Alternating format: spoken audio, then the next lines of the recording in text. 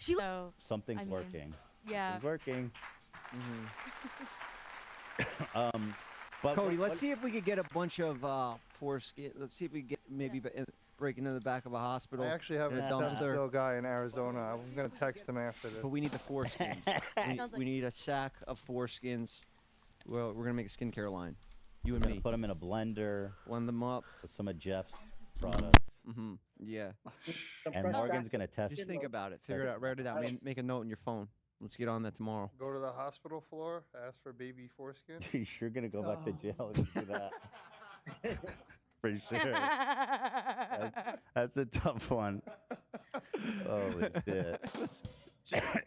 Sorry, but you asked me about my philosophy. Yes, please. I honestly don't really have one. It's one of those things where I'm like, if like there was a lot of, maybe there are like a lot of people who are like anti-circumcision, I'd be like happy to hear out their viewpoints. But I've never met a guy who was like upset that he got circumcised. There are some, but there's very few. Yeah. I've never met one either. Yeah. I'm happily circumcised. Yeah. And not that there's anything wrong with not. I'm just, my point is that. Yeah, Zach's out there. He's doing the Moyle sound bites. Chill out, Moyle. Bernstein. Gabe, what about you? You snipped? I don't sniff. No. He doesn't sniff. All good. All good. No judgment. Don't worry about it. But yeah, that's kind of my thing too. Is that I don't think it's a big deal. I don't. Is it? Maybe this is like too TMI, but I've experienced both types. Mm-hmm. And this was a question on the show, so I'm curious what you have to say about it. Yeah, it seems like I'm so sorry. It seems like guys. I need to know this. Guys you're who still are, not. The competition's not over. So guys who are, in my purely anecdotal experience, guys who are not circumcised seem to be a lot more sensitive. Oh. To a point where it's almost difficult to proceed because everything is like, ah. Oh. So wow. all uncircumcised men are premature ejaculators. I'm kidding. But there you go. It's a double-edged sword. Oh, you want more sensitivity? Oh, well, I want to last more than 1 minute. Mm-hmm. Gotta just take the blue pill. It wasn't a matter of like lasting. He's got another angle. I got that too. That one, yeah. But you weaken at me, I'm good. I never go into battle without it.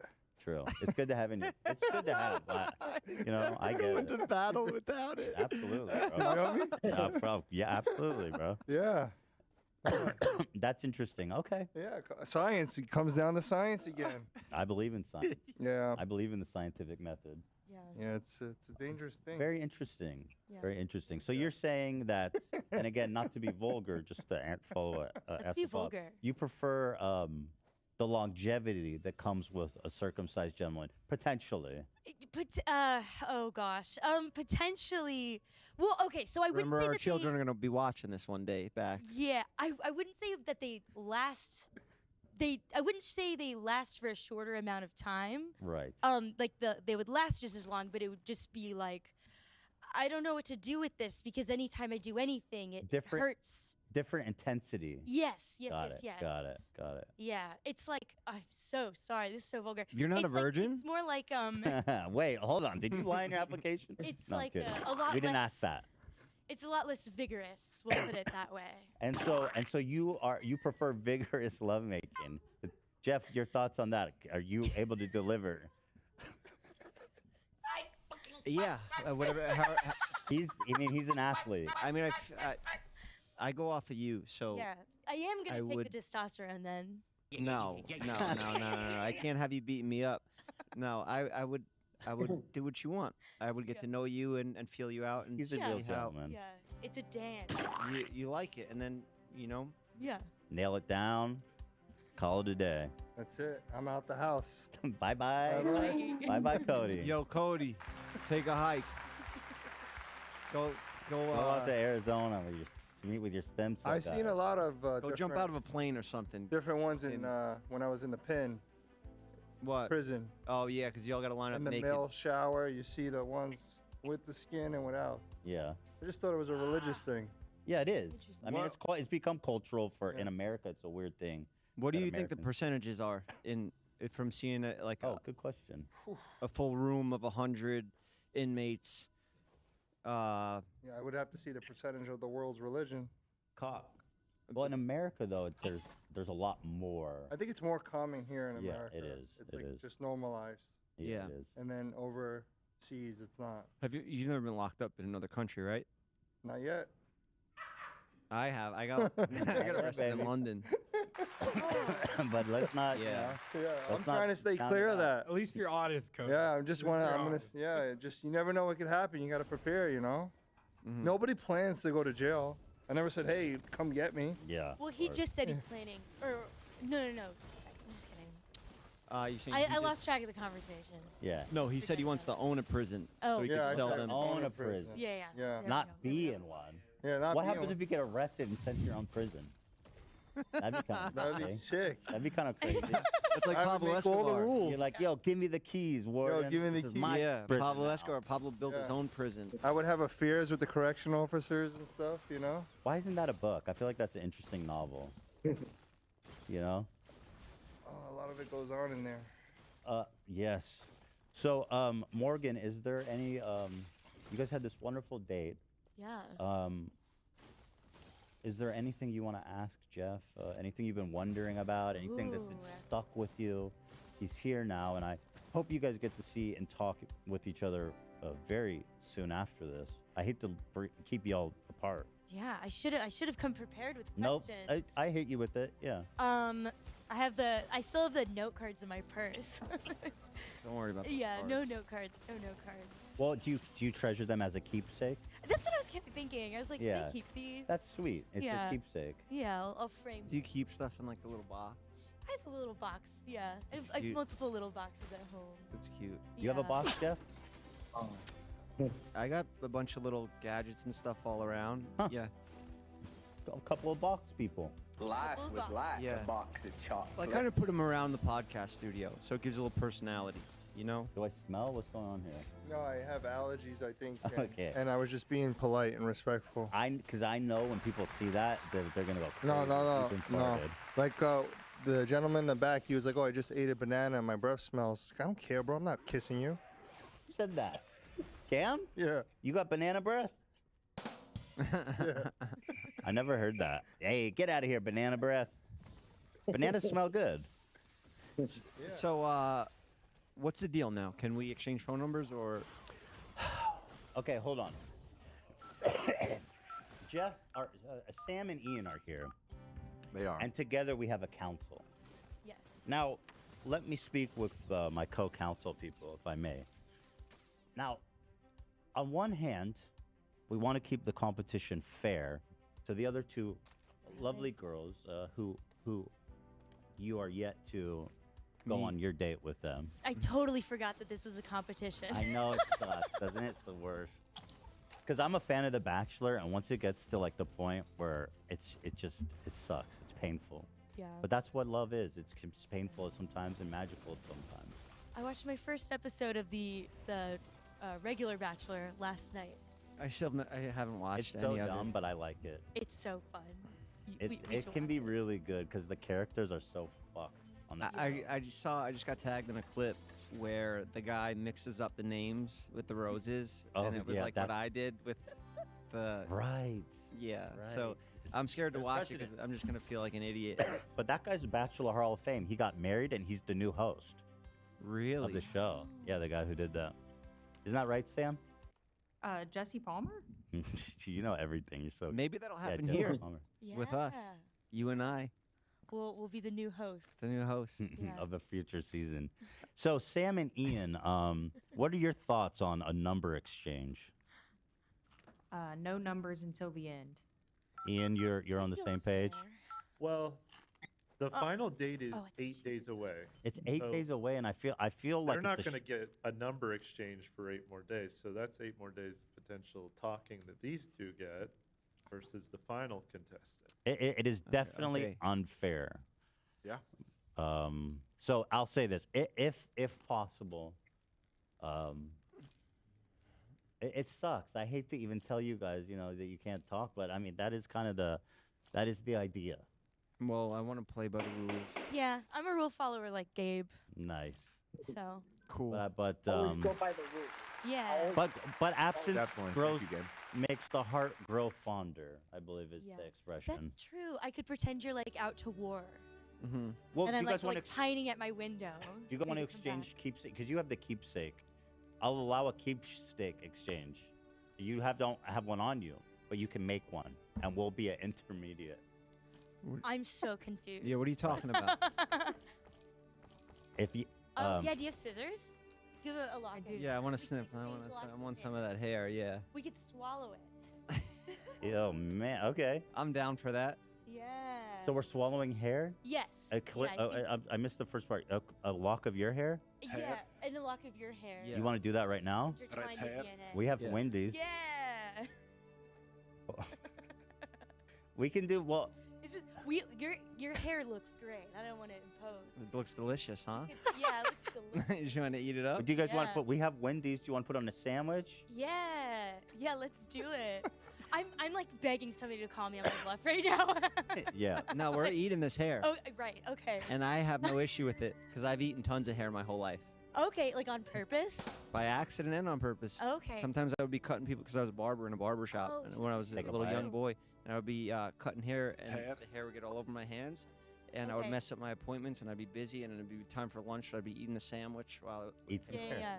some hair gets in there. Yeah. That is what it is. DNA. And You that can- was It is- 30 yeah. Staten Island scumbags hair. I would love to.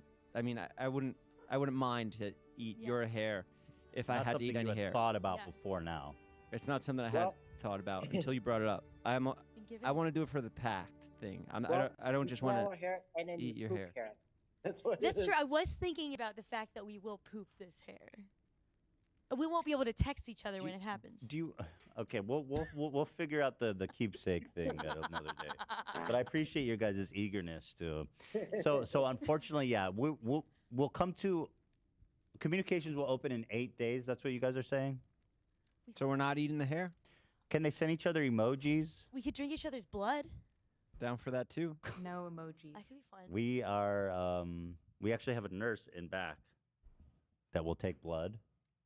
And we'll drink it. Mm. Bring them out. Come on. Bring He's like, "What are you talking about?" bring the IV. No, I'm kidding. I don't. know. Cody, you got a needle on you No, I don't. in the Give me car? some of those Ozempic needles. I just sold my last box on the way here. What do you sell it for? $750 to $1,000. Damn. Good for you.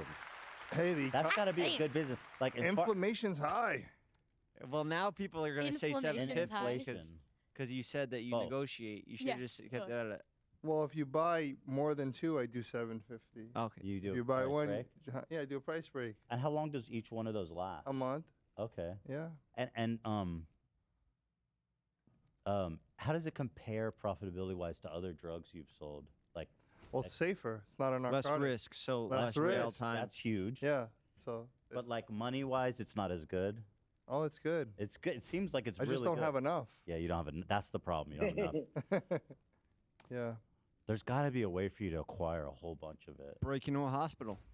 Break into a pharmacy. There's got to be like Indian pharmacies or Mexican. No, but we don't want to sell people Mexico. stuff that's. I mean, not we.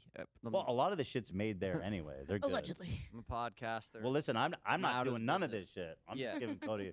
I'm just saying, Cody, let's scale this bit. But no, all his Scale it. stuff is quality stuff from doctors. It's prescribed. He all gets it from legit. pharmacies. Cody's finest. We're not going to Indian pharmacies Yeah. and Wait, selling. we- people- he's You- not going don't over do- there. don't- I want to keep Not my we. potency Yeah. and everything good. Nice. We no don't want cut people it. We don't injecting cut I said water. don't cut it. Pickles. We Yeah. don't. Didn't you guys just realize that injecting soda is bad or something? Yeah. Yeah. It turns out you can't inject Diet Coke into your. We really tried to make I it wish work. I could. But I you got can't close. drink it. I got close to That's it. true. Yes. Yeah, I got close What? to it, yes. You can't inject Diet Coke. You cannot. What happens? Well, so apparently it's not the. I don't. Okay, so we had to make a few caveats. We said it's flat, so there's no carbonation. It's artificial sweetener, so the problem became that it's too acidic. So then we had to make it about 15% soda, and this was the conversation we had with ChatGPT. At that point, she conceded that it might be safe. But what would happen if you just mainline straight Diet Coke? If it was enough, it would probably. I mean, it would definitely cause probably some organ Would failure. you ever see Requiem for a Dream where that like Necrotic, you know what I'm talking about? necrotic The arm. sodi, Yeah. Yeah. the Diet Coke arm. That'll happen. This- I don't know. We think can ask it's ChatGPT. We purple can continue. arm. the No, I conversation. think we know. It said it would be fatal. It would kill you. Potentially. You never know. It seemed pretty definitive. Should we I test could the make waters? it. I can make it. Is death so bad? What? Should we test the waters? Are you down? I You're got a a big guy. marathon Sunday. Maybe Okay, after yeah. the marathon. Yeah. Fair. Well, I think it's wonderful. I think I'm so happy you guys had fun, and it's very encouraging. Very encouraging, and it's so nice you live in LA too. That's Oh, it makes it so much more convenient. Yeah. I'm sure. Are you gonna come out and cheer for us during the marathon? Wait, when is it? It's Sunday. Sunday. I'm gonna be flying back from. I'm going to Florida tomorrow. Okay. That's I'm okay. leaving at like 3 in the morning. That's all right. damn. You're Yeah. gonna miss his first event. Well, if you're not live streaming it, are you? No. I was I'm gonna say if you're live gonna- streaming it, I'll watch it. Just gonna be running it. Damn, Yeah. be cool if I could though. If you were there with like a sign, with like Yeah. a lock of your hair love on the you, sign. Jeff. Yeah. Yeah. Eat my hair. With When the you come- guitar at the finish line. playing. Yeah, I would. Yeah, he said he wanted me to bring my guitar on the date. I thought, well, if you wanted to, if he you felt loves that. comfortable. He loved the Yeah. guitar. I noticed that. Yeah. He really I did. got it on my background. Oh, can you see I it? had it. You see the girls X'd out? Who's X? Oh, who's X out? The two. Where's my camera? Oh no, the two that we had Yeah, I to don't know where to look. were You see my background? I had from the it's Barbie blank. movie when they That's sang not "Push." exactly- I had it like burned into my brain, like never take a guitar on a date and sing to somebody. I know that's usually Yeah. a major faux pas. But like But I Jeff would love loves it if it. somebody did that for me. Do you play an personally. instrument? I used to play. I played guitar for a while. I haven't. Yeah. In a I think it's while. pretty cool to play an instrument. Yeah, I don't play. it's the. I think I've always wanted to play piano personally, but Yeah. I just never put in the work to learn it. But I Yeah. did learn how to play guitar. Jeff is background. showing. Woo. got it. Down to 3. Guys, I want to thank you guys so very much. It's been a joy. Thank you for Thank coming and you. spending the day with us. And Jeff, Thank you. I Thank you. love to see you. I love to see you that? smiling, Jeff, and to see hope in your eyes. Thank you. It's wonderful. And Cody, it's always a Follow pleasure. your My lead. good friend, Cody. Getting waved off. Ozempic King. I love you, Ethan. Me too, man. We're good friends. Stay now. safe out there. Thanks, bro. You too. Crazy world. Me too. I'm watching my back. Yeah. I'm watching out for I'm people like watching you. your back, Yeah. and nobody's watching my back, but I can handle it. We'll watch it. I'll, watching- I'll, yeah, we're I'll watching. get it. a PI to watch your back. There you go. Aw. Look Aw. at that. BFF. Nice. He's moving in with me, Jeff. There you go. I'm moving to Bel Air. He knows where I live. See you later, Hollywood. Nice seeing you, bro. Me and Cody, we have such a nice blossoming friendship. Who would have thought? Which is Who'd have thought really with- the with all of story us. of all. Yeah, exactly, of all of us. Really nice meeting you, Morgan. Yes, and, really I nice look meeting you forward to too. it. All right. All right. Thank you, Jeff. Thank You're the you. man. Ethan. Good luck with your thing. I hope that all works Love out you, good brother. for you Thanks guys. for doing this for me again. And we'll see you next week. Happy St. Patty's Day. Happy St. Patty's Day. On Monday. Yeah. Have fun. Be safe. Good luck out there. Talk to you soon, buddy. Next week, right? When's the next date? Wednesday, next Wednesday. Next Wednesday. And Gabe, thank you to you too. Gabe, thank you so much, man. All right. It's you were so funny. You were so funny, and you are so funny. Oh, look at the balloons. He's celebrating. Okay, I appreciate you. I love you. You're the best. I love you, Ethan. Woo, woo. Fuck yeah. That was fun. 3 thups. 3 thups. 3 piece. I don't know. You sending the what? Have a great weekend, Gabe. I really do appreciate you so much, and I want everybody to go to Cameo and get something for their loved one there from Uncle Gabe. Yeah. 3 up. Uncle Gabe, everybody. We love you, Gabe. See you next I week, love you Gabe. too. You guys are the best. You're the best. All right. I mean, I gotta say, I think you'd be happy to admit that this is just going so great. Oh yeah, that was lovely. I mean, that it was was- lovely. Morgan is so fun, and the video came together so good. Congrats again to we Ian, have a Sam, and legitimate Cam. top 3 in these tremendous dates. I'm just so inspired. Yep. Well, You know, it ain't over till the fat lady sings. What are you eating? Or is that I also for the want to say cat? thank you very much Chips? to Ian for helping with the edit. He helps, like, it was like 50-50, him and I. so- Yeah, they were in here slamming yesterday. Cam crushed it as usual. I want to give a special recognition to Ian, Cam, and Sam. Ian and Sam have been working on planning this whole thing and executing it. Like I said, they were off on Wednesday during the show, taking care of that. So you guys have been on your shit, and I love that. So thank you. Thank you. I told Jeff because I was monitoring the audio on the boats, and I started zoning out because the water, as the sun was going down, the swans, because we were on a swan boat too.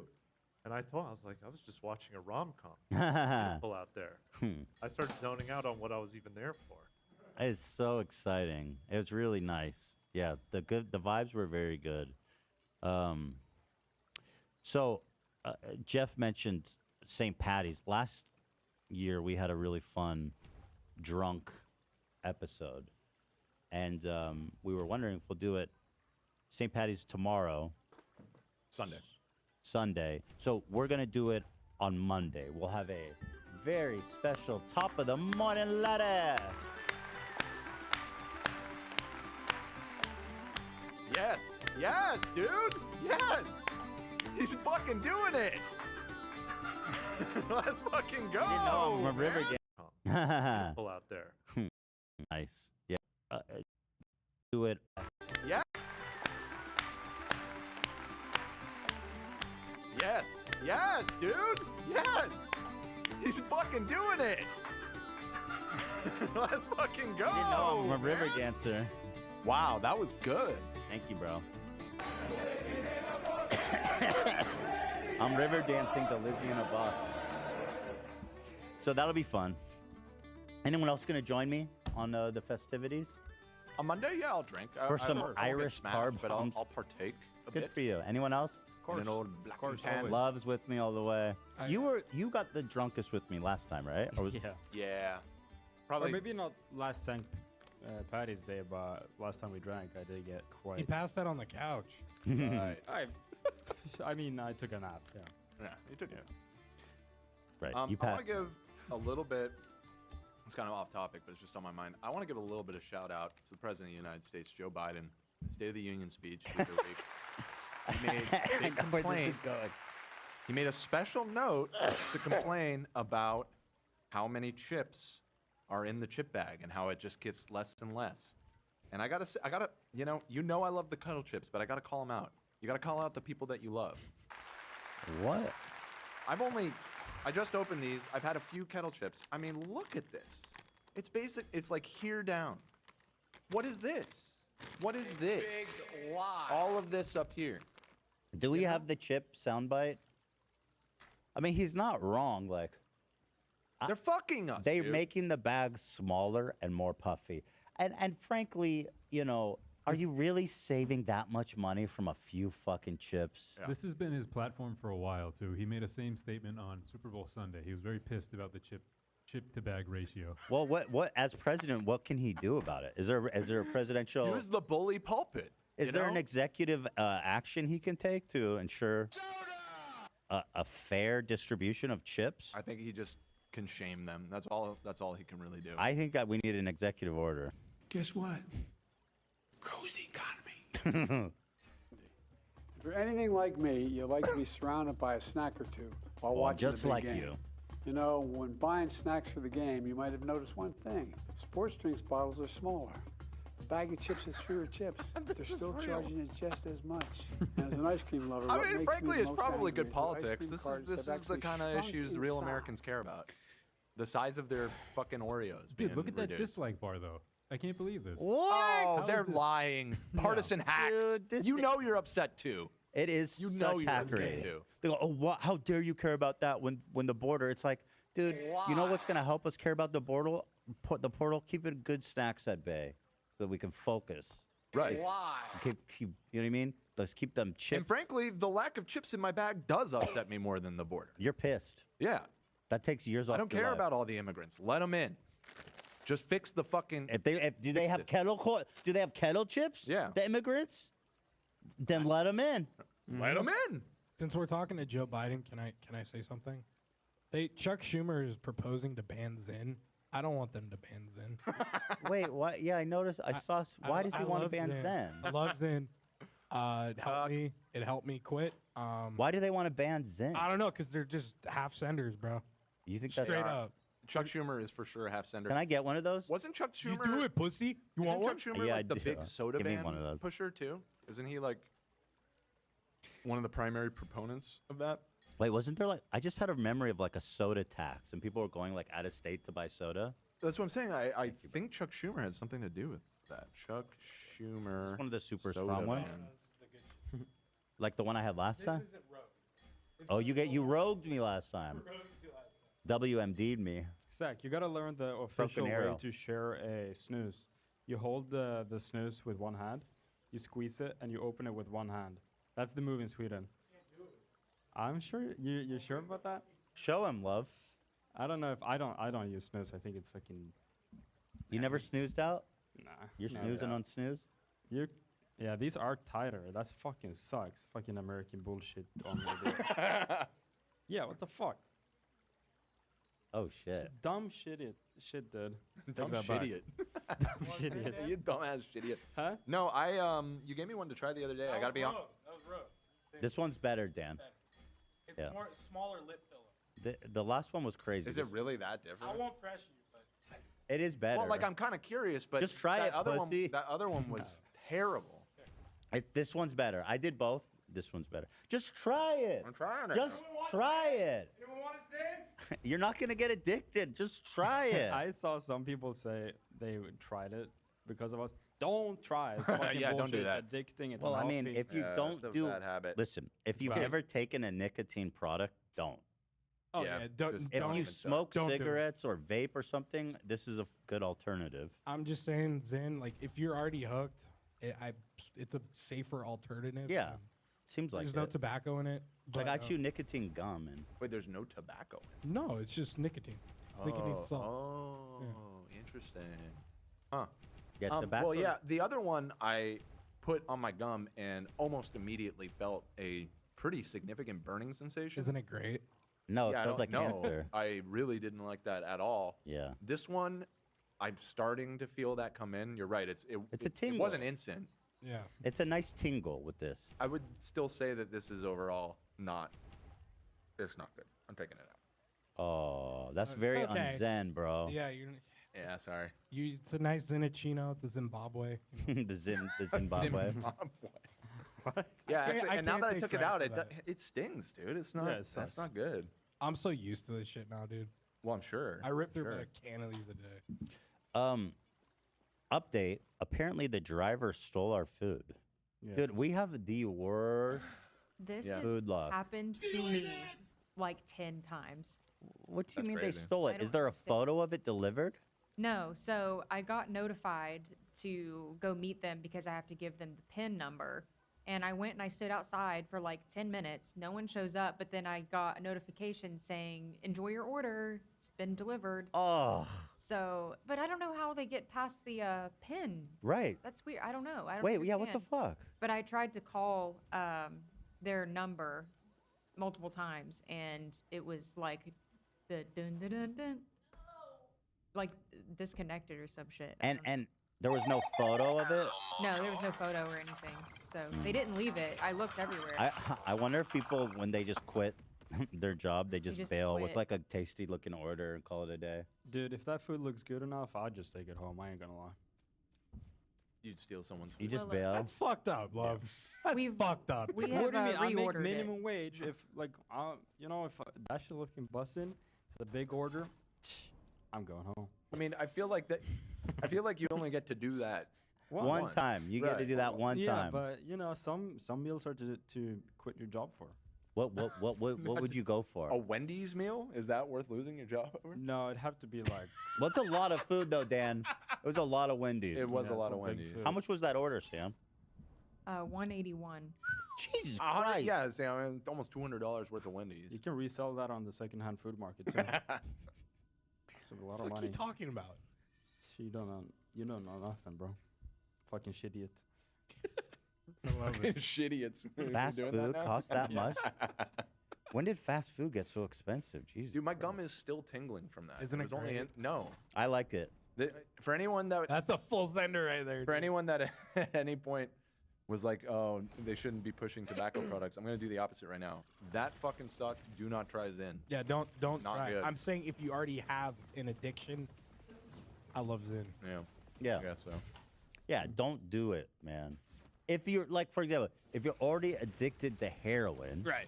then it's fine to move up to fentanyl. Fentanyl or Trank. Trank is the new I'm one. No, it kidding. should be the opposite. I'm kidding. No, but Isn't isn't comparison going the opposite direction? No, fentanyl is more strong, I thought, than heroin. I know, but isn't the Zyn would be like methadone Right. It's to like get Yeah. off. right. True. Right. We went the wrong way. Right. So if you're addicted to fentanyl, let's take a step down to injecting heroin. Right. Natural. More Whatever, natural. wherever you're at, it's all relative. Just one step down. There it is. That's what it's all about. We're walking back down to earth. I hear the two of them. They're still schmoozing. And you know what? I'm going to let them have their moment. Imagine me going over them being like, guys. Break it the fuck up. And I'm gonna send someone to chaperone you guys to make sure you leave separately. I mean, should Sam go over there and just kind of monitor? I want to let them have a moment. I feel that they're really connected, and I want to give them some space too. Jeff left. Morgan's talking to Okay. Oh. girlies. We were having, yeah, we were having a party. Okay. Oh, well, okay. have at it. Have at it then. That changes things. But they were having a special moment with the girlies. Somebody said, how the fuck do you spend $200 at fucking Wendy's? Well, I don't like, know. 8 people ordered. Well, also it's more expensive when you order it, and delivery fees, tip, all of that stuff. I think it was just like a normal meal for like, I mean, I didn't get anything, but I think almost everybody else did. So Yeah. that's a lot of meals. I'm surprised that, but I think on like Postmates, the amount gets inflated like so hard. Do we have a subscription on that one, Sam, for the monthly? We do, yes. Okay, yeah, because that's crazy. That saves a lot of money too. True. Somebody mentioned Suboxone. That's like, have you heard of that drug? What? Suboxone? No, but it sounds sick. It sounds like a drug from Star Wars. It's a drug they give opiate addicts to help wean them off. Suboxone? Suboxone. Suboxone. And someone I lived with when I was with Ela, we lived with this guy in college, and he had a prescription to Suboxone, and he used to give us some, and it was so fucking strong. This shit was meant to get you off. It would fuck me up.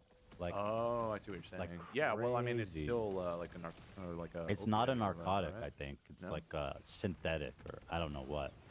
But like, It is a narcotic. oh, it is? It is an opioid. Well, there you go. So I don't know what's so great about that because that shit's gnarly. So it's like this orange pill, and it has this orange flavor. You're supposed to let it dissolve in your mouth.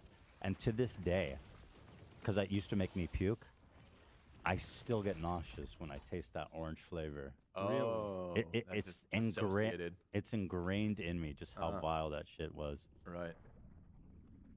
She was it helped me get off. People are saying that's interesting. I wonder how that works. If it's a narcotic, I was prescribed Suboxone to get sober. 7 years sober here. Wow, Hell yeah, it's brother. working for people. Well, I have to imagine.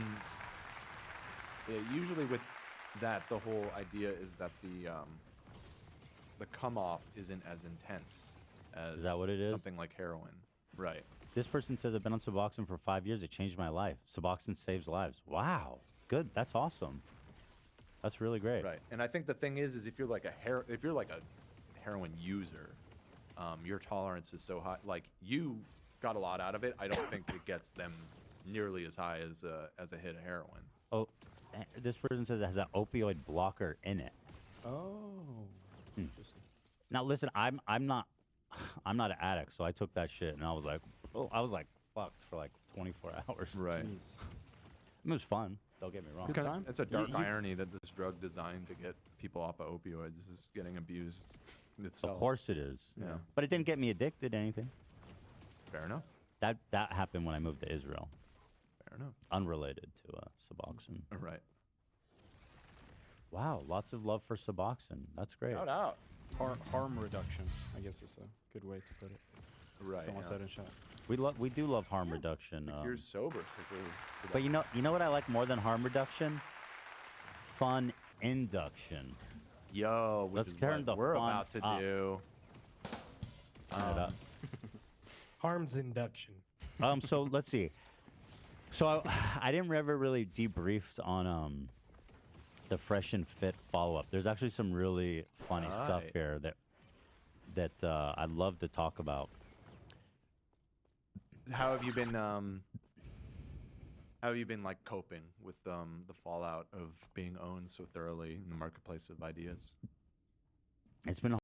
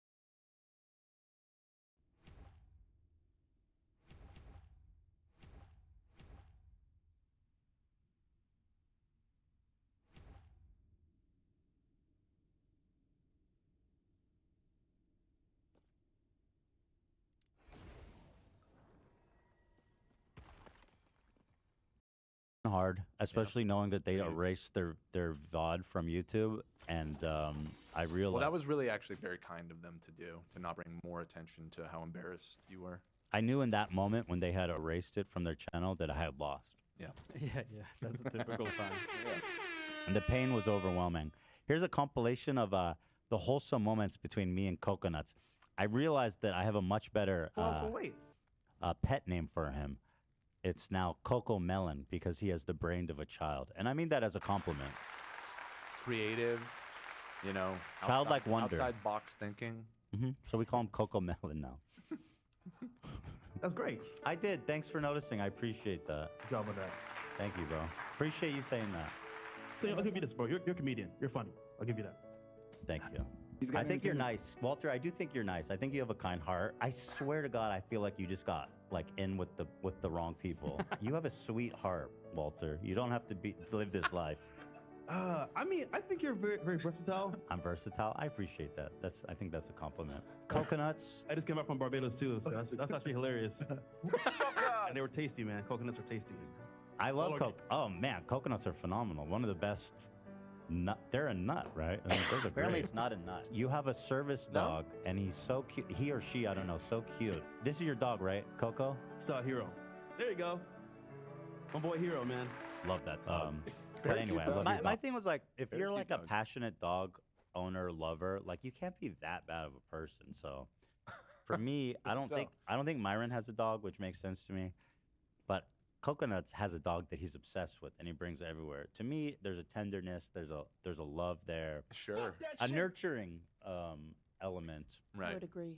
that I think speaks to the true softy that he is underneath. Yeah. I love your dog. Ethan, can I ask you a question, bro? Hey, go ahead.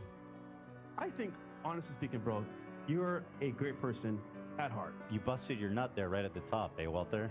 I bust a heavy load, bro. Coco, you gotta chill. You gotta hit that island breeze, man. You're getting emotional. Oh, bro. I love it. It's chill. You gotta pace yourself. Big nuts, right? You're married, bro. Good job on that. That is a compliment to you because, obviously speaking, getting married nowadays is not easy. How do you get to make your wife happy? How do you maintain a good relationship? We want to hear your opinion on this. It's about maintaining. It's fun. Sorry to break the mood, but it's like, what would you guys know about that? Never been married, ass losers. Excuse me. Like mutual respect. I know. I'm sorry. What I are sorry. you doing? Should I button that out? Maybe. I mean, Oh, no, Coconut, say you're we're divorced. watching this beautiful compilation of your budding friendship with your new friend Coco here, and I just don't know why you would inject that kind of negativity. Budding. Why'd you do that? I'm so sorry. Why'd you do that? Let's get back into the love. Okay. Listening, good communication, Okay. and genuine encouragement. I think being caring about the things that they care about and supporting them Okay. and treating them like equals, I think, is the paramount qualities in maintaining a good, healthy relationship. You are so smart, bro. What's the word? Just real quick. What's the word? Love. Y'all, Walter's the man. You look so silly. I want to put little fluffy pink handcuffs on you. We should mukbang together for real. I don't care about Myron anymore. Myron, you're not. Hey, Myron, could you quiet down? We're trying to talk to Walter. Myron, let the men talk. I want to talk to Walter, who I find much more interesting. Walter, we should do a mukbang. I think it would be fun. Two guys just eating and shooting the shit. You look so silly. I would think we could have some, like, coconut curry. That'd be fun. Oh, amazing edit there. Yeah, shout out to Arthur's dad. Arthur's dad. Shout out to Arthur. I know this guy. Big ups Arthur, big up Arthur's dad. He runs a super good clip channel on TikTok. Big up. I talked to him. Oh, a decent amount. I love that, man. I love those he's, guys. He's one of the tops. I think the biggest clip account. Should we give him a shout out? Yeah, let's do it. It's H3 Podcast Daily Clips. Nice. Shout out Arthur. Shout out Arthur. He actually helped me out a decent amount. He's a really good guy. Nice. Yeah. Big up. Nice. We had a ton of memes posted on the subreddit that I wanted to share with you guys. All very funny. We showed this one on the show, but it's so good. What would you want to order? You tell me. Yeah, pretty much. Never ask a woman her age, a man his salary, and Walter his answer. Me when anyone asks how my day was. Do your research, bro. That is very good. Me when I know another okay Ethan moment is developing. Your smile there is so funny. You tell me. She wasn't drinking. It was water. Women lie about their age. It was meant to look like she was drinking to appear cool. The final step, actually, they forgot was, haven't you ever done underage Haven't drinking? you ever drunk underage? Yeah. This is just this is like a Simpsons meme, right? It is. Yeah. Homer's brain. Every single time Ethan asks Coconuts a question, it's a rap. You tell me. It's a rap. To be fair, it's a rap was mostly That was Zach. I think. spamming that. It's a rap. It is a rap. Pictures like that, it's a rap, bro. It's a rap. Man's ego is shattered. What are you gonna do when your wife divorces your mom? Yeah, that was out of pocket. I apologize for that crap. That was kind of fucked up. Immature joke that I did. I feel he forced me into that though. Yeah. He's like, "What are you gonna do when you get divorced? What's the first thing you're gonna do?" Your mom. Pretty much. Pretty good. Bro kept saying, "I knew you were gonna do this," and still had no answer prepared. I mean, right? Well, he did have all of his racism helmets ready to go. His little collection of racist tats. When you called him out on the rabbi thing, so he did some preparation. Mm-hmm. He had them right there. He's like, I knew you were going to ask me about this. Look, Chinese hat, a Native American headdress. I got them all. Yep. I got them all. True. Moments after the "Okay, Ethan," Jeff stole my shit. This is a joke, right? There's no way that that's No, real. Jeff was watching. Jeff was he in was in the chat. chat. Wait, he actually said Yeah. that? I believe that. Oh was a my real chat, god. I love him. He's a good dude. This whole thing has been nice. Me and Cody truly are best friends now, by the way. There's a camaraderie there. Yeah, It's there's real. a kinship that's It's real. blooming and beautiful. This romance music has gotten to a point where it makes me giggle every time Zach starts playing it now. I can't stop looking at my cool ass jacket. I think it Wow. would look so sick with the pants matching. Oh, I love the set together. Very You- Travis Kelce-esque. Yeah. Do we love him still, or is he cringe? No, I mean like He's cringe. cringe in a sweet, unbothered Is he? ring way. That Viva Las Vegas clip. There was one that was worse. Worse? Yeah, it was. Do you know what I'm talking Oh, about? I don't. Well, There was keep another going, maybe. drunken mic moment. Was it at a club or something? It was so bad. Somebody please look that up. He's like screaming at the head coach of the Super Bowl too. That was was so cringe. that was crazy. That was we have a new OK Ethan from Fresh and Fit. Of course, that it's never a debate without one of those. Let's take a look. Tell me what you think. By the way, and we can go over that. Not as good. I do believe you did sexually assault her, Myron, and we can go over that. She didn't even want to say that. Yeah, I know. That's and I know exactly. That's why I'll say it. I'll say it for her. You'll say it for her. Okay. Okay, Ethan. They really didn't. Oh, that was a good one. Yeah. Okay, Ethan. Okay, Ethan. Did they not think that I was gonna say that? Okay. Like, no, bro. I stand on that shit. By the way, and we can go over that. He does I a do silly believe laugh. you did Look at sexually him. assault her, Myron, and we can go over that. You don't laugh like that. That's not a real laugh. Like, why are you gyrating? Why are you bouncing? Okay, Ethan. Am I believe you correct? did Do we have sexually in the assault doc her, the Myron. other one? And we can go over that. She didn't even want to. That is weird. There's another clip of him fake laughing. No, there's a clip of him real laughing that I saw when you made fun of Walter and Myron started laughing, and then he Right. he like did this to like hide it. Let me see if I can find it. Yeah, he hides behind the mic. It's great. Yeah, I always thought coconuts were nuts. It's not, but apparently it's a droop. A droop. I never heard of a droop. What- Yeah. What else is a Uh, droop? You know? Oh, thank you, Ian. Oh, thank you, Ian. Yep, Picking that's the coconuts one in I was Barbados. looking for. You can meet at a restaurant. You can meet at Walter's house. You can meet Walter's mom. She's a great lady, I hear. You can meet at. Actually, I don't know anything about your mom. She might be bad, but I doubt it. I think That's she's what very happened. sweet. I wasn't sure. I don't know if that's what happened. It might have just looked like it. Sure looks like Great trying to lady, I stifle hear. a laugh. to You me. can meet at. Actually, I don't know anything about your mom. She might be bad, but I doubt it. I think she's That's very definitely sweet based on what I know about you. I mean, it's fun. It's definitely nice to think that Caught him giggling. that I was making him giggle. Caught you giggling. I got shit. Now know, man, I know. You giggled like a little boy. But actually, so yeah, they made it private on YouTube and they continued on Rumble.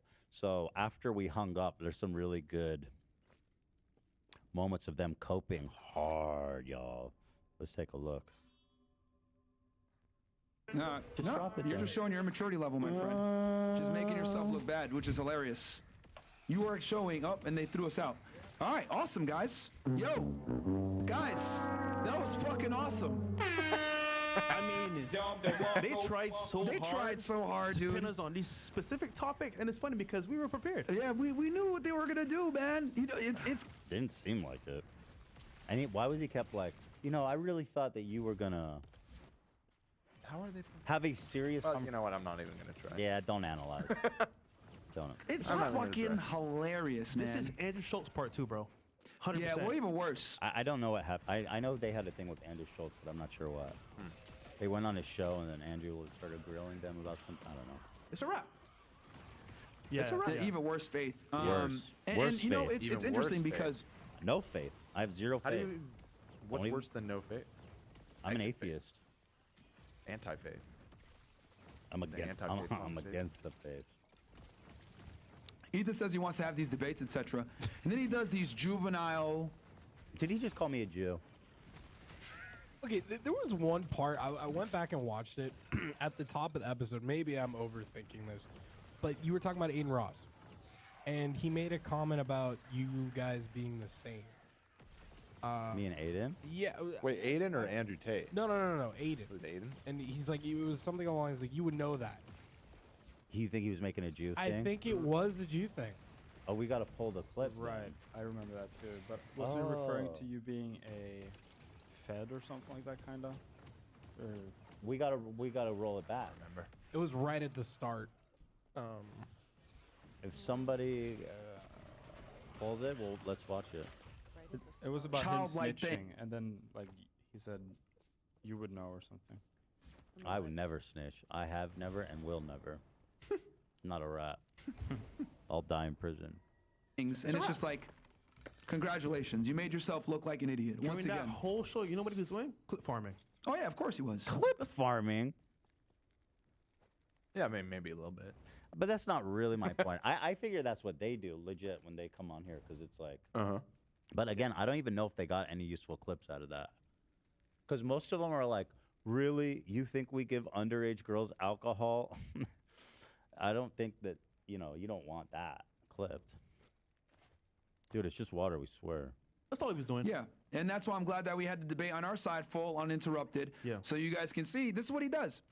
Takes a clip. By the way, these beta guys, they asked permission if they could do it. At first, it was supposed to be our show. And then he said, do you mind if we stream? I said, go ahead, buddy. But he knew to check with me first. Also, he did. What he's explaining, like we wanted to air it live so you could see the truth or whatever. I mean, it was live. It wasn't edited on our side. We didn't erase it either. Right. So. Okay. I don't know. Okay, then spins that out of context, tries to make something sound that isn't true, and that's what he does. That's what H3 has done for years, and this is why Then why'd you call? they've been declining so hard. That's why they lost 10,000 subscribers on that day, which I just pulled it up on screen real quick That's after the that funniest podcast. shit. This is why they've been losing subscribers and then they're buying subscribers. This is why Wait, they're we're just bu- falling we're out of Buying grace, and they- subscribers. Wait, well, hold on. If I'm losing and buying, oh, that sounds dire. What? It's awesome. Falling off significantly, and everybody knows it. I'll tell you this, bro. He On didn't- that day in particular, right? Oh, Can you show Mo? Highlight it. Yo, he didn't. By the way, it updates it. They changed it. It used to be daily, but then they changed it to just update in like 10. In certain increments, depending on how big your channel is. Yeah, I mean. 10,000 for us.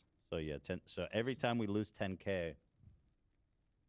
But look at all these, Myron. Why aren't you look at Well, like is this? this This really is their how sc- we Hold do on. it. Do they have a follow-up screenshot? Because this is not Here it says minus 10,000, on the week. and it's on this specific dot here. Okay. down. But you can see we do 10K, 10K, 10K. Like, bro, I'm dealing money. But yeah, they're so dumb because that's maybe we lost a couple hundred that just made it go over that increment of 10,000. So we didn't lose nowhere near 10,000. that day. You know what happened? We actually started going green again around here, right before. Yeah, I mean, all last year we were actually on a pretty healthy growth spurt. Yep. Oh, and then it was. Just literally me saying that I don't think that Israeli. Well, in my mind anyway, it seems to be that I don't think that Israeli civilians should be slaughtered. Kind of caused a giant riff apparently, and people couldn't stomach that. So we say bye bye to them and we wish them well. It's a wrap. He didn't prove any Oh, points. that's on that highlight. Yeah, 10,000 gone that day. But Bro, look at the chart. What do you mean, dude? I'm Mr. fucking losing, buddy. We losing subs, dude. I got subs to lose, by the way. You know what I mean? Oh, yeah. I'm like that dad, just that stepdad giving everybody an allowance. Yeah. Chat, you can see what he does. He assumes everything on his own biases and then says, oh, this is the facts. Bro, you know who does that? That's what women do. They legit assume. Oh, that's a woman's game. It's the Jesse argument. You're playing a woman's game. He just called me a woman. That's lame. That is so crazy. Sure is. From what they hear, oh, this must be it based off my belief. But listen, man, before you assume anyone's doing something, I just saw a comment in their chat that said Ethan is Satan's agent. Nice. Jeez, they have such an interesting fan base. get all the facts, man. Because Ethan, that's all he does, bro. He assumes from his standpoint, oh, must be. He called you thick, Fresh. That's damn right, and I'll fucking stand on that. That's another comment. Damn right, you know he's thick. Look at him. That's a whole Christmas tam right there, boy. Okay, then. If you're a trafficker, you must be a rapist, bro. Come on, dude. Like. I never said I never called anyone a rapist. The bad part is, bro, even if he was in a position where he was accused of doing these things, we would say, you know what? As men, we understand what's happening. We got you, bro. We're gonna get the facts first before we accuse you of being a rapist or trafficker. Did not. But in this case, oh, he's talking about Andrew Tate? No. Yeah, he is for sure. Yeah, he is those things. That's not even a Allegedly. question. Yeah. bro, he took a major L. By multiple I'll be honest here, man. I governments. can't believe he tried to. Allegedly by like half the world. I have timestamps. Let me check those. I know this whole thing is pretty good, but there's one really. Where's the moment where he says that he was lying on purpose about being religious? So it's there is a timestamp of that. It's this one, number 2. Actually, I'm not sure if it's number 2. Let's see. AB's dealing with the furniture stuff right now, so He out debated them, which is what matters. And Wh- whenever he hold on one second. He's adjusting it. We're gonna cover their chat because there's probably gonna be some slurs or something over there. at some point. Freshly monogamous. They're like so invested in this idea that I'm like just about to get divorced. You're good. Zoomed in. It's a wrap. It's a wrap. He was losing. Who cares? I don't care. And guys, I know I act dumb on camera, but it's better to act dumb. People like that, because people like that, bro, they act like all smart. Let them high and underestimate mighty, you. Yep, But then for they sure. look retarded. This is like, bro. Let them underestimate you for sure. Yeah, Mo, for sure. That's so Coconut says he Wow. acts dumb so that people underestimate him. Yep. And then when it's time to pounce, he does like when he came on me and he Right. shocked me with his intellect. Uh-huh. Yeah. He did shock you with his intellect. Mhm. Yeah. Yeah. It was a Well, little shocking. It was very Certainly a- concerning too. Certainly a Worried. viable strategy coming from Coco Melon. Fresh to Standout TV interview on grilling. Oh yeah, bro. Yo, if you guys have not seen Fresh to Standout TV interview, Appreciate that, bro. man, yo, That's how you talk to girls. Yo, that is one of the best ways for when it comes to game. I don't even want to hear nothing about Fresh being a true Fresh is a trick. No, bro, Fresh has true game. I mean, he's a man of God. My bad. There you go. I'm there sorry, you go. I'm sorry, Fresh. No, but like you gotta play the part. Do what you Yeah, didn't you hear he brings every girl to meet his mom? He was Crazy really game. he was really sucking him off in that clip, wasn't he? Yeah. Like imagine if you talked imagine about me right like that, exactly if your I'd employees were dream of like it. fucking praising you on that level. I mean, Imagine half the them time praising we're me. like making fun of you on this show. Yeah, dude, imagine my employees praising me or saying anything nice about me. I do that a lot. I'll be honest. I'm kidding. That's You're why the you're man, the golden though. boy. Zach will suck your dick a little bit. I'll suck your dick. I'll cradle the balls. I'll lick your ass. That's why I'll always love you. Always. True love, my friend. you gotta do. But again, Ethan feeling you, took bro. a major L, bro. Oh yeah, She was feeling you. she's cool. She hated Myron, but she was feeling you. she hated you. She like Myron too. She like Myron too. And the other thing too that was interesting, they said that we deleted the Nick Fuentes thing. We never deleted it. It was never on YouTube to begin Yeah, it with. was on Rumble. That's an AB thing, but I'm pretty sure. I know what AB says is that he had a clip timestamped the day before in the research doc for the Fresh and Fit debate, and then when we were doing a doc check and we were checking, it was taken down, which Right. means It was set to private. yeah, which means that They're lying. they're lying. Yeah, they would. They wouldn't lie though. And actually, well, we're probably about to get into this, but I think I probably know why. It might have not actually had anything to do with you. It was that article that coincidentally came out the same day. Oh shit! I forgot. Yeah. Yeah, dude. Okay. Here, Okay. although so wait, where's the one of him saying he lied about being religious though? I need that. that's what I was saying. I don't. That was somebody on the subreddit that said that. Okay, I so don't know. so somebody said I was not able to find that. that after the interview ended, he goes, "I lied to him. I am religious." I was like, "Well, why are we talking? Why are we talking?" Yeah. Like you're lying to me about dumb. Like, are you a pathological liar? Like, you just lie about dumb shit? What's the point of this conversation? Yeah, again, I wish AB was here right at this moment because he knew a little bit more about it. But, anyways, So we have. you could say it was bad faith. You might say he was speaking to you in bad faith. Where's the article here? I just linked it. Oh. Doc. Or Yeah, in the so Discord. Media Matters, which, as I understand it, I'm only saying this because I saw someone else say it. I don't know. They have a track record of really canceling people. Like when they do a profile, they get like fucked. Although They are fairly influential. I'll remind you that I believe Media Matters was the one that, if not broke, significantly spread the Crowder abusing his wife stuff. So, but at the same time, both of these, or all three of these guys, are pretty fringe at this moment. Fresh and Fit is the most mainstream of them. But anyway, the title of the article is Misogynistic Manosphere Influencers Embrace Nazism. It was published on Wednesday, like during the debate. That's wild. Yeah. Influencers who offer dubious lifestyle and dating advice to men are praising Adolf Hitler and Nazis. It's a wrap. I wish we'd known that this came out. This would have been great to pull up to them. Oh, that would have made them sweat. Yeah. Let me see what they said about.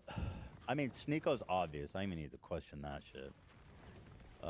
Where is the one? Oh, here's Myron and Zerka doing Heil Hitlers. That's vibes. I think that's just that guy. They have their own section if you keep scrolling. Dude, what the hell, dude? This shit's fucking crazy. Fucking disgusting. Yup. Where is our? Here he is. Let's see. Is a clip. Yeah, he got some good theories. I mean, it's a Should put up the theory. disclaimer. So I mean, Disavow, disavow, disavow. We disavow. I'm a Jewish man, and I disavow, and I'm watching this for the Disgusting historical freaks. record. it's a wrap. There you go. Screening. I mean, she did say it was a theory. Yeah, she did say that. She You know what? We said done that listened to Nick multiple times. theories all night, so we gotta let baby girl be great. Cause this man just said Hitler a good person, so we gonna let her be great. No, he said he did good things. He said he good things. He said it was good people on both sides. He So did he good said- things. I would never say. Hold on. But if here's the Stalin and thing, Hitler was a good person. it's a fact that he Bro, absolutely what? did save the Germany. Why is that? What? He was. You That was know. yeah, that's crazy. Like that's their producer. Like, that's insane. I mean, Yeah. I would never do anything like that. But, I mean, imagine if I was just like started burning a cross behind me or something during the conversation. They're such cowards. They won't own refuse- it. Yeah, they refuse to stand on the hate that they spew all the time on their show. That's kind of the anti-Semitic playbook, though. They like. Oh, 100%. It's all like I don't know. You know what I mean? Yeah. They'll. It's part of the game they play. I We're don't talking know- about fucking beta, dude. Like, Oh, and he's like trying to talk about the, like, oh, you wouldn't say this to my face or whatever. It's like you are right now speaking to a Jewish man, asking you about your comments on the Holocaust, and you are bitching out completely. You won't answer. I don't know how you kept your cool during that. I'll be honest. For real, I was like, Yeah. I was hot back here. Honestly, I don't take them serious. I mean, they're. I know they're clowns, but still, it's just like the fucking gall of some people. I was just really hoping that people were that it was doing.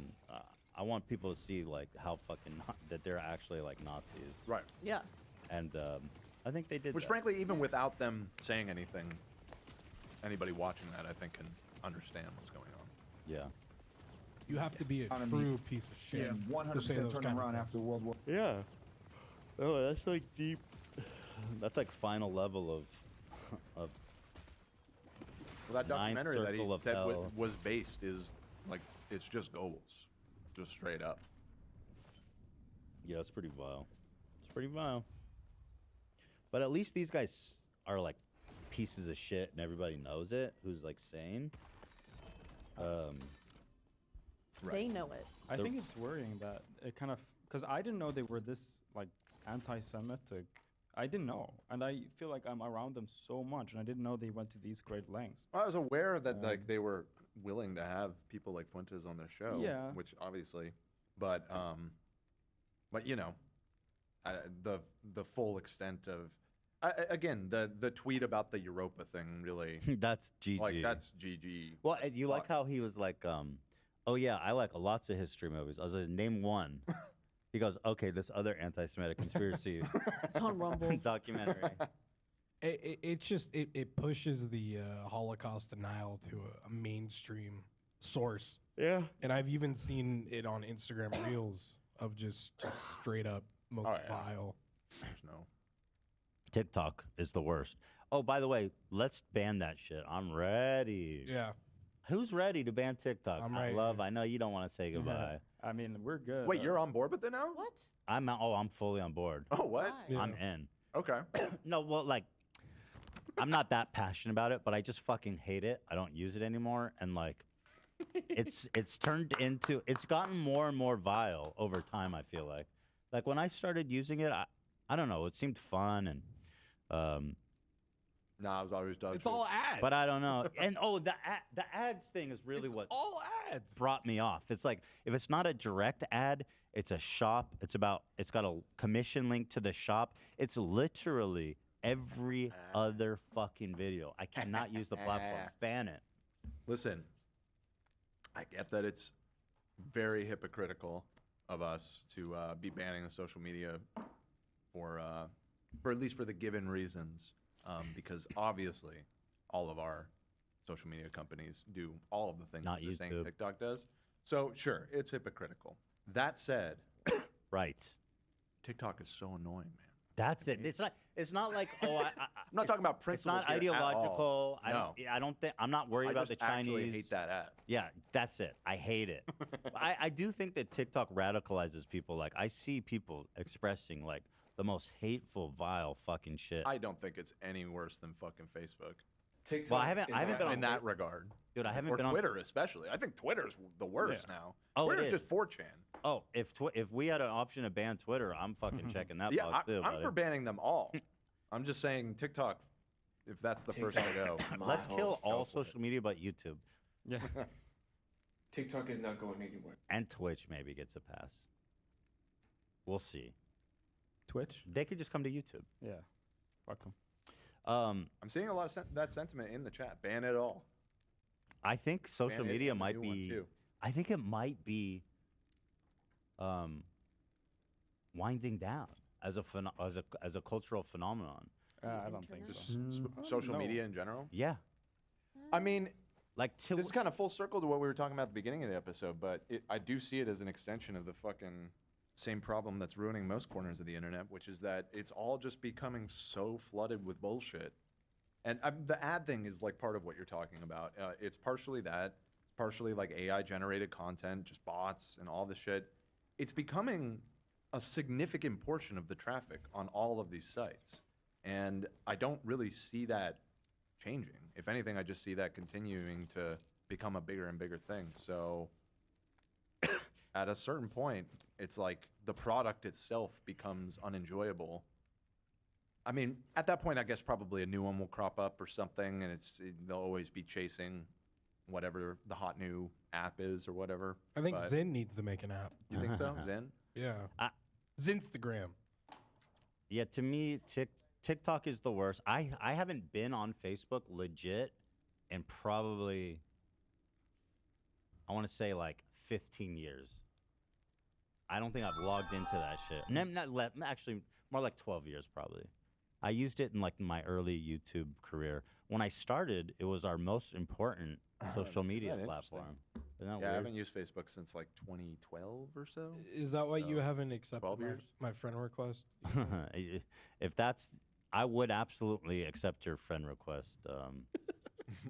If I don't even know my login info, like You know, I'm the so same out. for me, dude. I haven't been on there in a minute. That place sucks so bad, and I think it seems like they're gonna ban TikTok, and honestly, I am not sad about it. And Twitter, hopefully they go bankrupt, and then we can all just be happy, and society will become utopia, and everyone will be happy again. Yeah, right. Do you see that fucking clip of Nancy Pelosi? What did she do? She's in court and she's like, "We are going to do TikTok right. Tick tack toe. A winner. A winner." Like, bitch, you have no old ass. what you're talking about. I'm just chilling in Cedar Rapids. I think she just really thought she had a I'm just chilling a in Cedar slammer of a Rapids. soundbite. Here it is. All right, Nancy. Let's Talk hear it, about, Nancy. you know what? Old? She is old, man. Bruh. How old is Nancy? Is she- Almost I mean, old enough to be president. Not quite yet. Nancy She needs a couple more Well, years. Age. she's 30. 83. She's older than all of them. Or what? Joe's 81. So yeah. She got them all beat. I mean, listen. She's older she's- than Mitch. Mitch is 82. You know, I'll be honest. I don't think she looks that bad. Dude, she looks. She's. I I don't mean, think she she's looks that certainly far more there than Mitch McConnell. No, listen. Who is I'm gonna speak. gone. I'm gonna speak about Nancy Pelosi. You gonna speak on it? Besides the massive, you know. Can I talk about Where is the it- the where is jugs? this going? Besides the jugs thing, which was funny. Exploding milk porn. She looks phenomenal, and she seems together. For an 83-year-old, it's really awesome. I hope I'm feeling that good at 83. You know. Fair enough. But still, it's time to retire. Yeah, it goes fast. It goes bad fast when you're that old. Who's this lady? Like, It goes like, bad. How It many goes people? How many ladies have we seen like this in our life? The haircut, everything. It's old as fuck. I don't know who she is, so maybe. She's serving Jackie Kennedy though. But this is like her advisor. I mean, this lady is like. That's Nancy's mom. She looks really good for her. 105. Crazy. Bring her everywhere.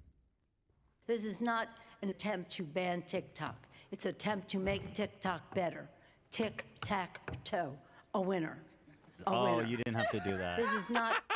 You did not have to do that. No, she snapped with Girl, that. You missed it. She snapped. She thought she ate. She did nothing. To be honest, though, like the famous Jugs photo. Miss Beautiful. Yeah, no, she I is Queen of the Universe. I mean, in that she photo. served for an 83-year-old. I She sure I did. didn't think that you could express that much elasticity or something. Is jugs the funniest word for boobs? You think? Like, No, but she has jugs. That's crazy. Not all girl has jugs. Can you pull up the photo? You guys deserve to see it. It's truly the treasure. I mean, God bless her, man. I swear to God, at 83, I hope that I've got jugs like those. Do you think that's why that guy went over to Paul's house? He's like, if I can't have her, no one can. Oh, he was in love with her. Yeah. Oh. That's not the story they say. They say Yeah, there was another thing. it was the two of them, you know. Anyway, why are we talking about Nancy Pelosi? I don't know. But fuck 'Cause TikTok. TikTok. Yeah, tic-tac-toe. Tic-tac. Tic-tac got your toe. A winner. Tiger got you by the toe. Tic-tac-toe. If he hollers, let him go. A winner. Eeny, meeny, Ay, ay, ay, ticky-tacky ay. toe. So that's fresh and fit. Yeah. Did you get the sad update? No. What happened? The Wendy's is not coming. What? What the fuck? We're so cursed. Yeah. Wait, what happened with the new one? So I was messaging with the driver, and the driver says that they have no record of the order, even though I was notified that it is ready to be picked up. So I called Wendy's, and they were like, yeah, we don't have the order. Sometimes they don't get transferred from Postmates. So then I called Postmates, and they were like, no, they definitely have the order, and it's ready to be picked up. So I don't know. I just said at this point, just cancel it. Like, it's just ridiculous. It's done. I want a refund and I want a Tic-tac-toe. credit It's over. too. Yeah, they refunded us for everything. Do we get a credit? I want a credit. We get a refund. I want a credit. I'll talk to your manager so hard. They can't hear me because they're listening to Kids Stuff. Well, I'm fucking starving. I mean, what is Well, the let's get point out of this here. We've dumb been going thing? for almost 3.5 hours. I know we can Let's leave, but we should. I wanted my damn baconator, man. bro.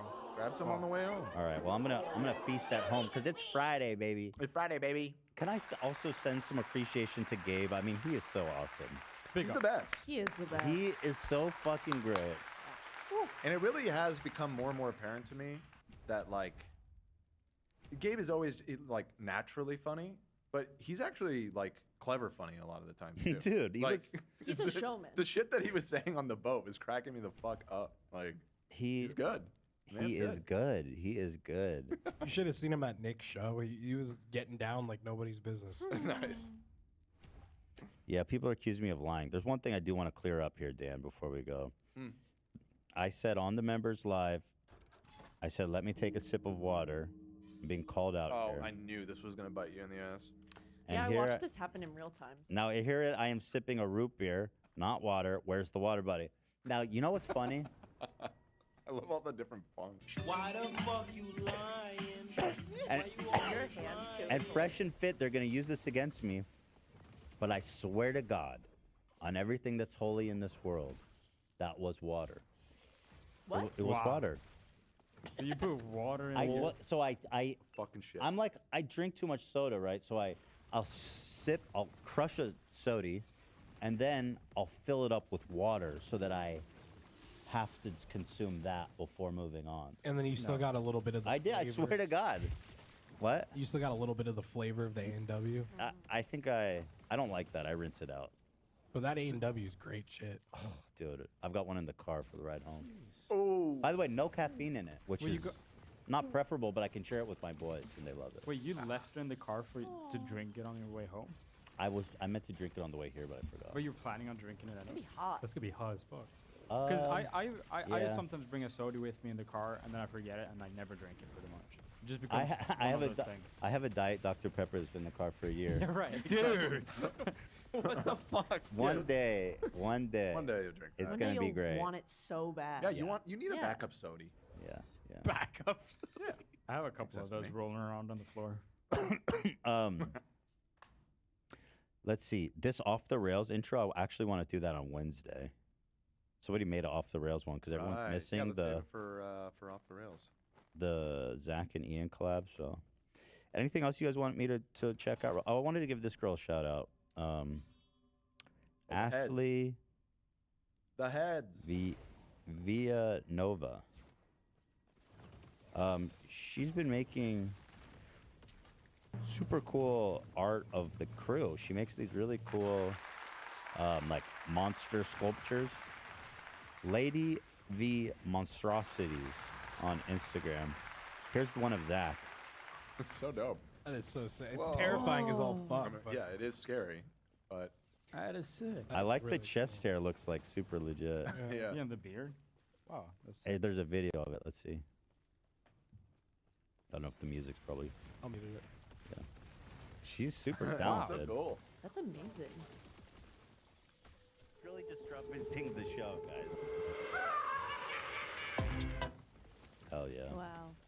That's cool. So she did, I think, most of us. Like this one's Sam. Who's Sam? This is Hell yes, dude. pretty. Love that. That rocks. There's also a video of Sam. That's sick. It's sick, right? Yeah. And then there's let's see. They said there's one of Dan, but I didn't find it. I was going through here so slowly. Tell me if you see it. There's one of me that's really good that I'm working my way towards.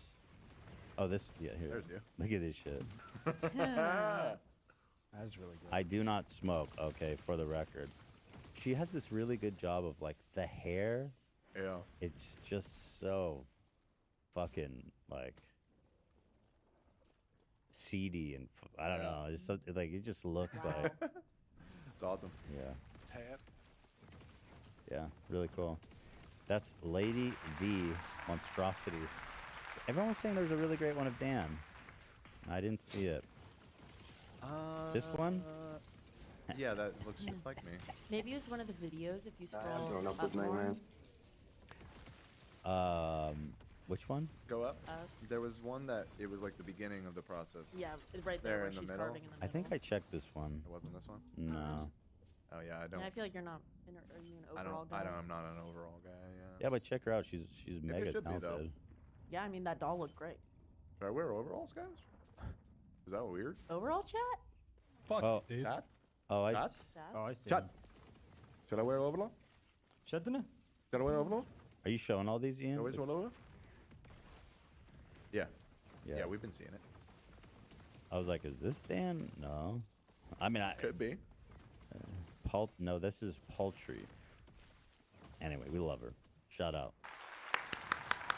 Woo. Good job. Very good. Very good. Anything else? All right, I wanna let's go. hit on fan edit now. Yeah, that's it. So there you go. Very good. Very good. Drinking It's a episode wrap. Monday? So Monday we'll be doing the St. Patty's Day extravaganza. It's gonna be fun. Yeah. It's gonna be off the rails. Yeah. It's a wrap. I guess I'm getting drunk 2 times this year, eh? Yep.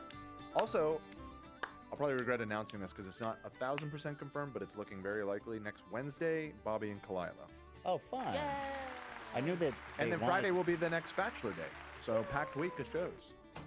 It's a wrap. Very exciting. So the Bachelor might probably be on Friday. Right. Bobby's coming on, and Kalila are coming on Wednesday. I love having them on. It's always super fun. Yep. Well, guys, it's been another week of adventures. We found love. We found heartbreak. It's a wrap. We cried. We laughed. And everything in between. Have a great, safe St. Patty's Day. Yes, be safe out there. As the many millions of Irish, only the Irish will be celebrating. You could have a St. Patty's Day party and there's not a single Irish person there. It's all. I don't know how it became American, but we love it. It's ours now. We culturally appropriated St. Patrick. We did. You're ours now, fucker. What did he even do? What's his deal? We had this whole conversation. last You know what? year. Why don't we He's the talk guy about that it? killed the snake. Let's- yes. And let's talk remember. about it on Monday because No. that's St. Patrick's Day. He Well, no, killed the snakes. when That we're celebrating. killed him. Wishing a happy weekend to Nancy Pelosi's giant jugs. All right. Thanks, everybody. See ya next week.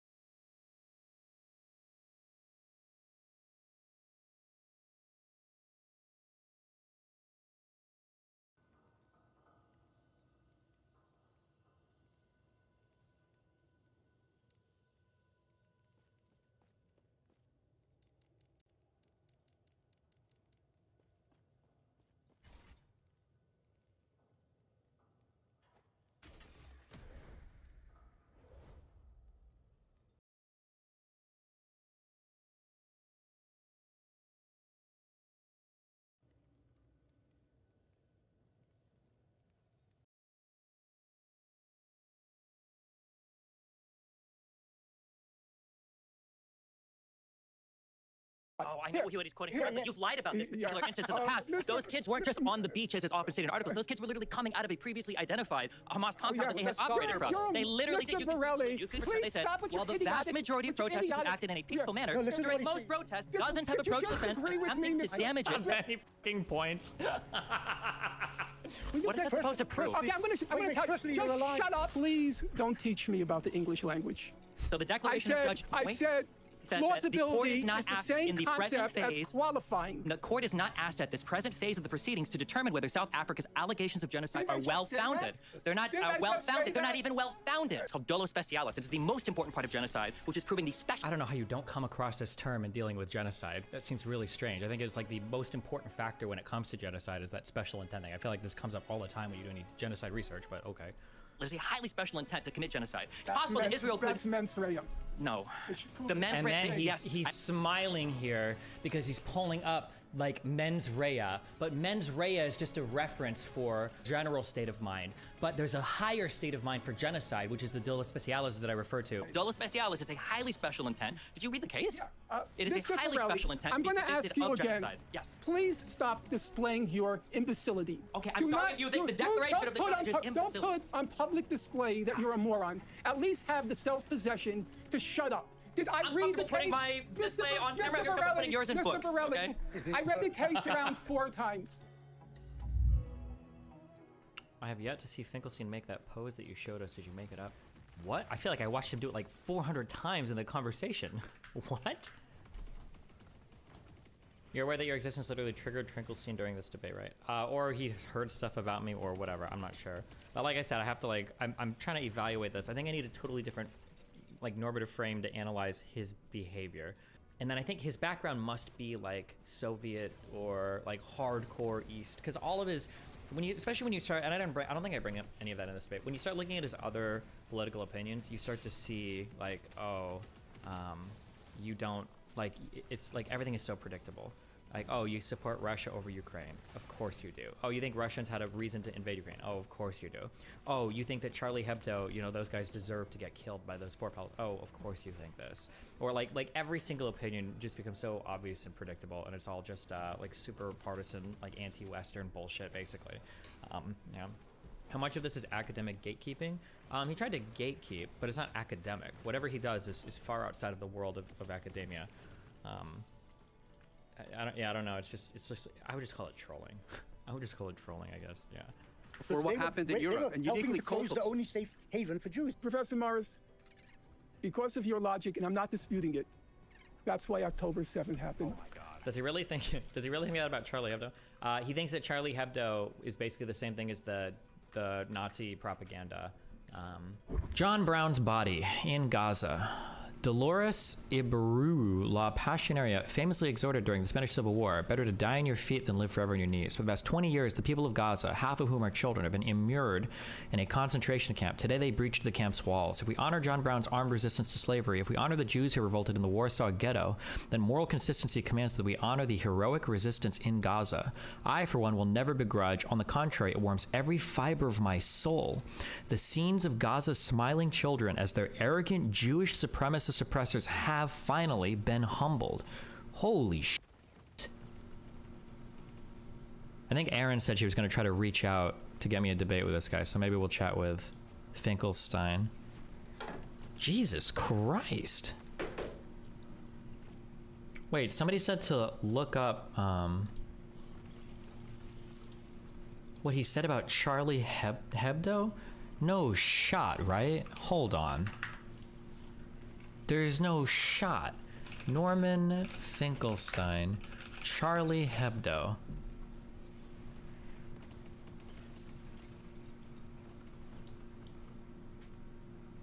Charlie Hebdo is sadism, not satire. He has no sympathy for the staff at Charlie Hebdo?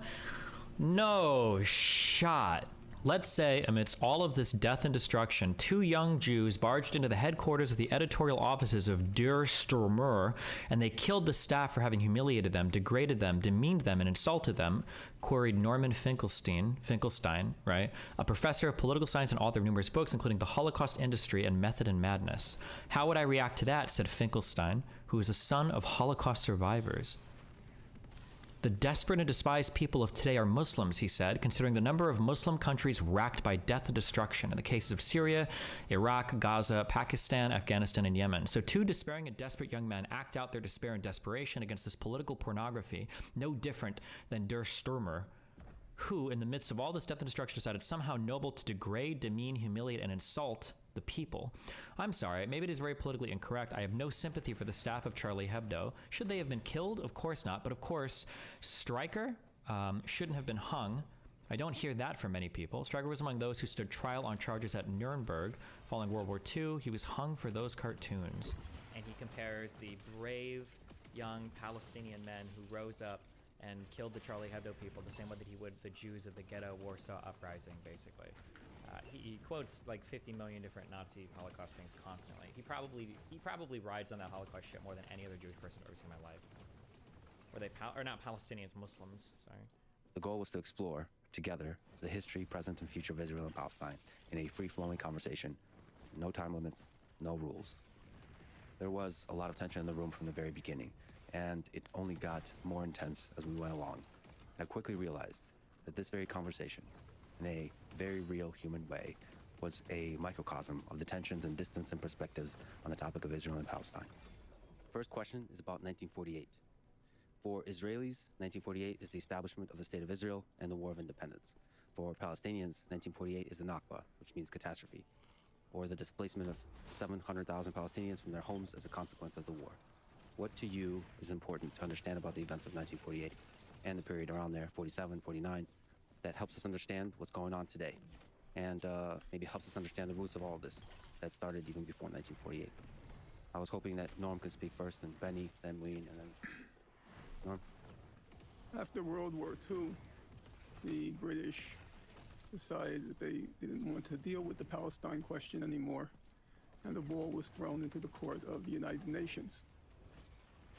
Now, as I read the Why didn't you fight back more? Norm was such an angry dick, but you stayed relatively polite. I think I was trying to consider, one, his respect for Lex's platform, because he's brought a lot of people together to have a conversation about this. I didn't want to just turn it into like a shit show, like screaming match.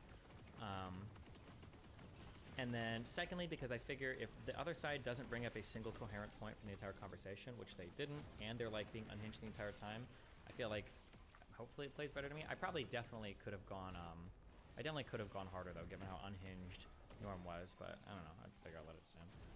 record, the UN was not attempting to arbitrate or adjudicate rights and wrongs. It was confronting a very practical problem. There were two national communities in Palestine, and there were irreconcilable differences on fundamental questions, most importantly, looking at the historic record on the question of immigration, and associate with the question of immigration, the question of land. The UN Special Committee on Palestine, which came into being before the UN 181 partition resolution, the UN Special Committee, it recommended two states in Palestine. There was a minority position represented by Iran, India, Yugoslavia. They supported one state, but they believed that if forced to, the two communities would figure out some sort of modus vivendi and live together. The United Nations General Assembly supported partition between what it called a Jewish state and an Arab state. Now, in my reading of the record, and I understand there's new scholarship on the subject, which I've not read, but so far as I've read the record, there's no clarity on what the United Nations General Assembly meant by a Jewish state and an Arab state, except for the fact that the Jewish state would be demographically, the majority would be Jewish, and the Arab state demographically would be Arab. The UNSCOP, the UN Special Committee on Palestine, it was very clear, and it was reiterated many times, that in recommending two states, this is on 1.25, the Arab state and the Jewish state, would have to guarantee full equality of all citizens with regard to political, civil, and religious matters. Now that does raise the question, if there is absolute full equality of all citizens, both in the Jewish state and the Arab state, with regard to political rights, civil rights, and religious rights, apart from the demographic majority, it's very unclear what it meant to call a state Jewish or call a state Arab. In my view, the partition resolution was the correct decision. I do not believe that the Arab and Jewish communities could, at that point, be made to live together. I disagree. 2.5 hours in, and I think you and Benny were way stronger. They looked silly, and it seemed like Steven favoring you guys a bit, especially when Fingal was quoting Benny. Yeah, maybe. Agree with the minority position of India, Iran, and Yugoslavia. What are you looking at here? It looks like Finkelstein is looking at you. I think Finkelstein generally only looks at Benny. I think he just didn't respect me or was trying to discredit me because he didn't want to get anything I had to say. And that not being a practical option, 2 states was the only other option.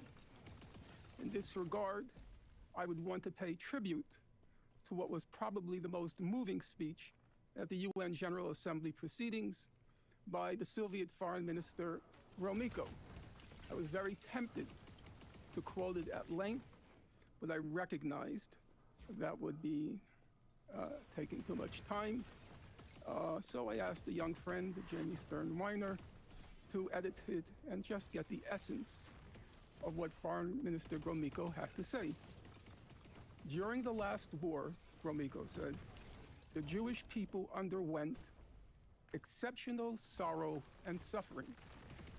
Without any exaggeration, this sorrow and suffering are indescribable.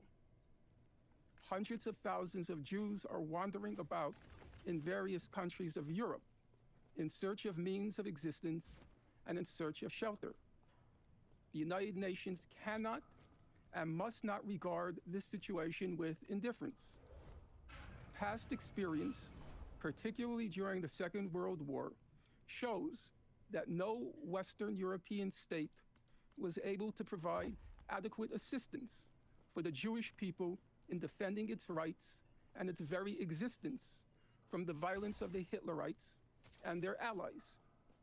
This is an unpleasant fact, but unfortunately, like all other facts... Were you nervous? A little bit in the beginning. Usually, if I walk into a debate and I think it's going to be really easy, those are usually the ones that make me the most nervous because I feel like it can't actually be this stupid, right? It can't be this easy. It can't. There must be some huge thing I'm missing. And at least leading up to this, I kept thinking, like, maybe there's, like, am I on the wrong side of this, like, conflict? Is there something I've overlooked? Or is there some, like, factoid or some, like, area of knowledge that I have no, whatever? So in the beginning, I'm pretty cautious, but then I start to realize through this, like, oh, no, like, Norm is about as stupid as every single rando. I don't want to say that, actually. Saying Norm is as stupid as every rando I bring into Discord is actually not true. Norm is worse than most of the people that I've had long-form conversations with on Discord about this. It is that bad, yeah. Must be admitted. Gromyko went on to say, in principle, he supports one state, or the Soviet Union supports one state. But, he said, if relations between the Jewish and Arab populations of Palestine proved to be so bad that it would be impossible to reconcile them and to ensure the peaceful coexistence of the Arabs and the Jews, the Soviet Union would support 2 states. I personally am not convinced that the 2 states would have been unsustainable in the long term if, and this is a big if, the Zionist movement had been faithful to the position it proclaimed. If that is so, surely people like Lycan would not admit to it. I think that the issue with people like Finkelstein, and this is true of a lot of pro-Palestinian people, is there's an assortment of bad readings of international law, bad use of logic, and then bad use of sourcing, and then selective picking of quotes from good sources. There's this whole like thing that's been built up on that side. I feel that makes it impossible for those people to honestly engage with like just anything that's actually happened. But I mean, they would probably accuse my side of doing the same, I guess. But that's basically the feeling that like it's basically impossible to break somebody once you're like locked in on kind of like the Hamas myth or the Palestinian myth or whatever on this side. Once you're locked in, you're never ever breaking out. You're just like you'd have to go back and like undo like so many fallacious lines of reasoning to bring yourself back into reality that I think it's like impossible. But who knows? I mean, this is they would probably accuse our side of doing the same thing or my side of doing the same thing. So claimed during the UNSCOP public hearings. At the time, Ben-Gurion testified, quote, "I want to express what we mean by How do a I Jewish know- state. We mean by a Jewish state simply a state where the majority of the people are Jews, not a state where a Jew has in any way any privilege more than anyone else. A Jewish state means a state based on absolute equality of all her citizens and on democracy. Alas, this was not to be. As Professor Morris has written, quote, Zionist ideology and practice were necessarily and elementally expansionist. And then he wrote in another book, Transfer, the euphemism for expulsion, transfer was inevitable and inbuilt into Zionism because it sought to transform a land which was Arab into a Jewish state. And a Jewish state could not have arisen without a major displacement of Arab population. And because this aim automatically produced resistance among the Arabs, which in turn persuaded the Yeshuv's leaders, the Yeshuv being the Jewish community, the Yeshuv's leaders that a hostile Arab majority or a large minority could not remain in place if a Jewish state was to arise or safely endure. Or, as Professor Morris retrospectively put it, quote, a removing of a population was needed. Without a population expulsion, a Jewish state would not have been established, unquote. The Arab side rejected outright the partition resolution. I won't play games with that. I know a lot of people try to prove it's not true. It clearly, in my view, is true. The Arab side rejected outright the partition resolution. Do you think that Scars of War, Wounds of Peace, for someone who knows nothing about Israel-Palestine, would be a good read? I don't think it... if you don't have a background already in it a little bit, I think that that book would be really dry and kind of hard to follow, because I think he goes through the history very quickly. I don't know if I don't know what I'd recommend as a first book to read on this shit. I have no idea. While Israeli leaders, acting under compulsions inevitable and inbuilt into Zionism, found the pretext in the course of the First Arab-Israeli War to expel the indigenous population and expand its borders. I therefore conclude that neither side was committed to the letter of the partition resolution, and both sides aborted it. Thank you, Norm. Norm asked that we make a lengthy statement in the beginning. Benny, I hope it's okay to call everybody by their first name in the name of camaraderie. Norm has quoted several things you said. Perhaps you can comment broadly on the question of 1948 and maybe respond to the things that Norm said. Yeah. UNSCOP, the United... Wait, is he reading from his own book? Yeah, I look it up in the middle of the debate. All three books he's brought are his own books. Yeah, to quote from. United Nations Special Committee on Palestine recommended partition. The majority of UNSCOP recommended partition, which was accepted by the UN General Assembly in November 1947, essentially looking back to the Peel Commission in 1937. 10 years earlier, a British commission had looked at the problem of Palestine, the two warring national groups who refused to live together, if you like, or consolidate a unitary state between them. And Peel said there should be two states. That's the principle. The country must be partitioned into two states. This would give a modicum of justice to both sides, if not all their demands, of course. And the United Nations followed suit. The United Nations, UNSCOP, and then the UN General Assembly, representing the will of the international community, said two states is the just solution in this complex situation. The problem was that immediately with the passage of the resolution, the Arab states and the Arabs of Palestine said no, as Norman Finkelstein said.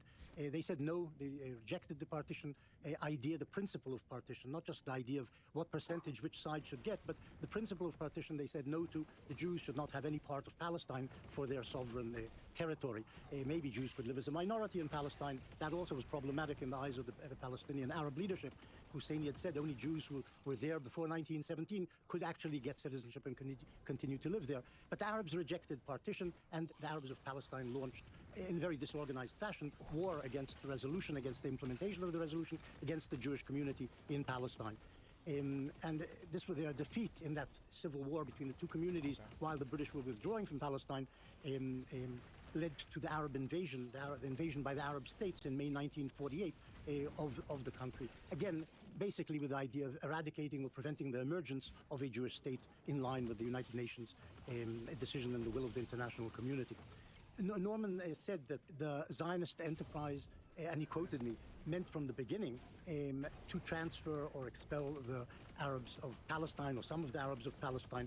And I think he's sort of quoting out of context. The context in which the statements were made that the Jewish state could only emerge if there was a transfer of Arab population was preceded, in the way I wrote it and the way it actually happened, by Arab resistance and hostilities towards the Jewish community. Had the Arabs accepted partition, there would have been a lot. This is going to be a huge theme for the first 2 hours of this debate. It's going to be Norm quoting something, saying that like, oh, well, you guys said the transfer had to happen. And Benny's like, well, if you read my book, what I was saying was because of the Arab violence in response to Jewish immigration, like transfer became necessary. And Norm just can't, I don't know if this is like the wheels stopped turning or what, but he just can't understand that. Large Arab minority in the Jewish state, which emerged in 47. And in fact, Jewish economists and state builders took into account that there would be a large Arab minority and its needs would be cared for, etc.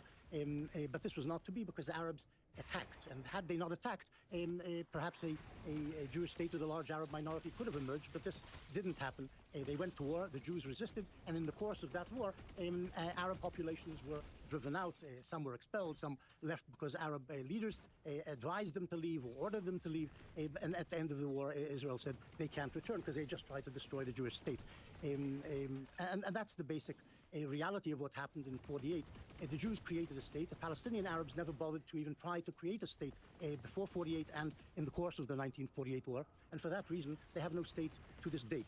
The Jews do have a state because they prepared to establish a state, fought for it, and established it, hopefully lastingly. When you say hostility, in case people are not familiar, there was a full-on war where Arab states invaded, and Israel won that war. Let me just add, to clarify, the war had two parts to it. The first part was the Arab community in Palestine, its militiamen, attacked the Jews from November 1947. In other words, from the day after the UN partition resolution was passed, Arab gunmen were busy shooting up Jews, and that snowballed into a full-scale civil war between the two communities in Palestine.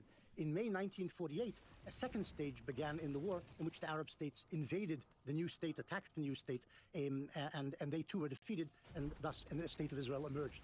In the course of this two-stage war, a vast Palestinian refugee problem occurred. And so after that, the transfer, the expulsion, the thing that people call the Nakba happened.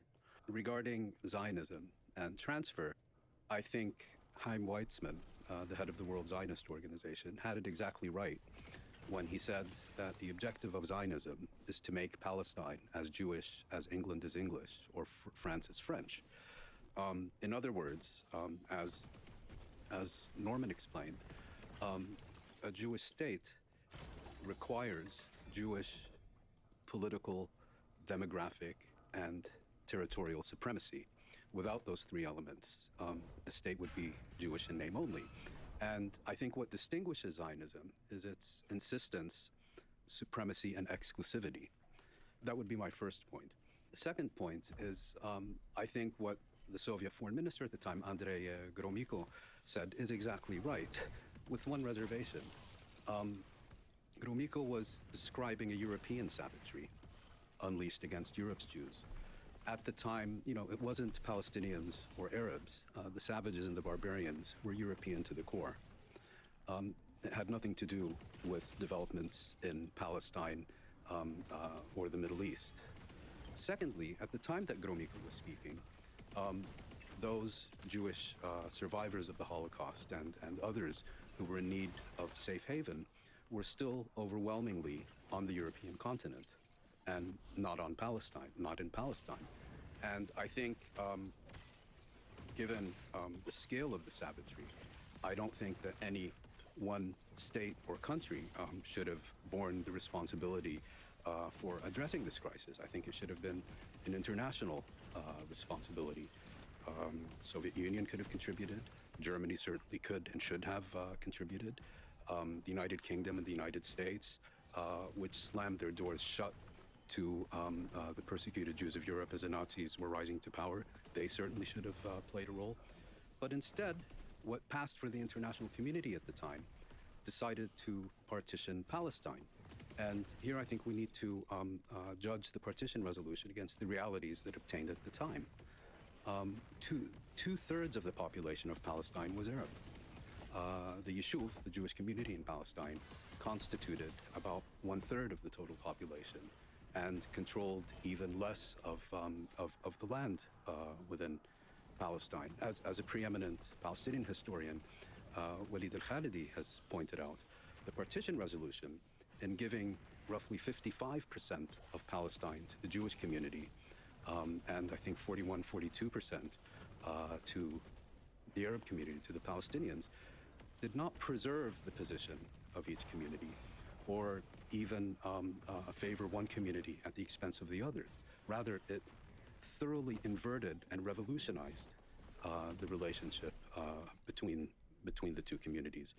And as many have written, the Nakba was the inevitable consequence of partition, given the nature of Zionism, given the territorial disposition, given the weakness of the Palestinian community, whose leadership had been largely decimated during a major revolt at the end of the 1930s, given that the Arab states were still very much under French and British influence. The Nakba was inevitable, the inevitable product of the partition resolution. And one last point also about the UN's partition resolution is, yes, formally that is what the international community decided on the 29th of November 1947. It's not a resolution that could ever have gotten through the UN General Assembly today for a very simple reason. It was a very different General Assembly. Most African, most Asian states were not yet independent. Were the resolution to be placed before the international community today, and I find it telling that the minority opinion was led by India, Iran, and Yugoslavia, I think they would have represented the clear majority. So partition, given what we know about Zionism, given that it was entirely predictable what would happen, given the realities on the ground in Palestine, was deeply unjust.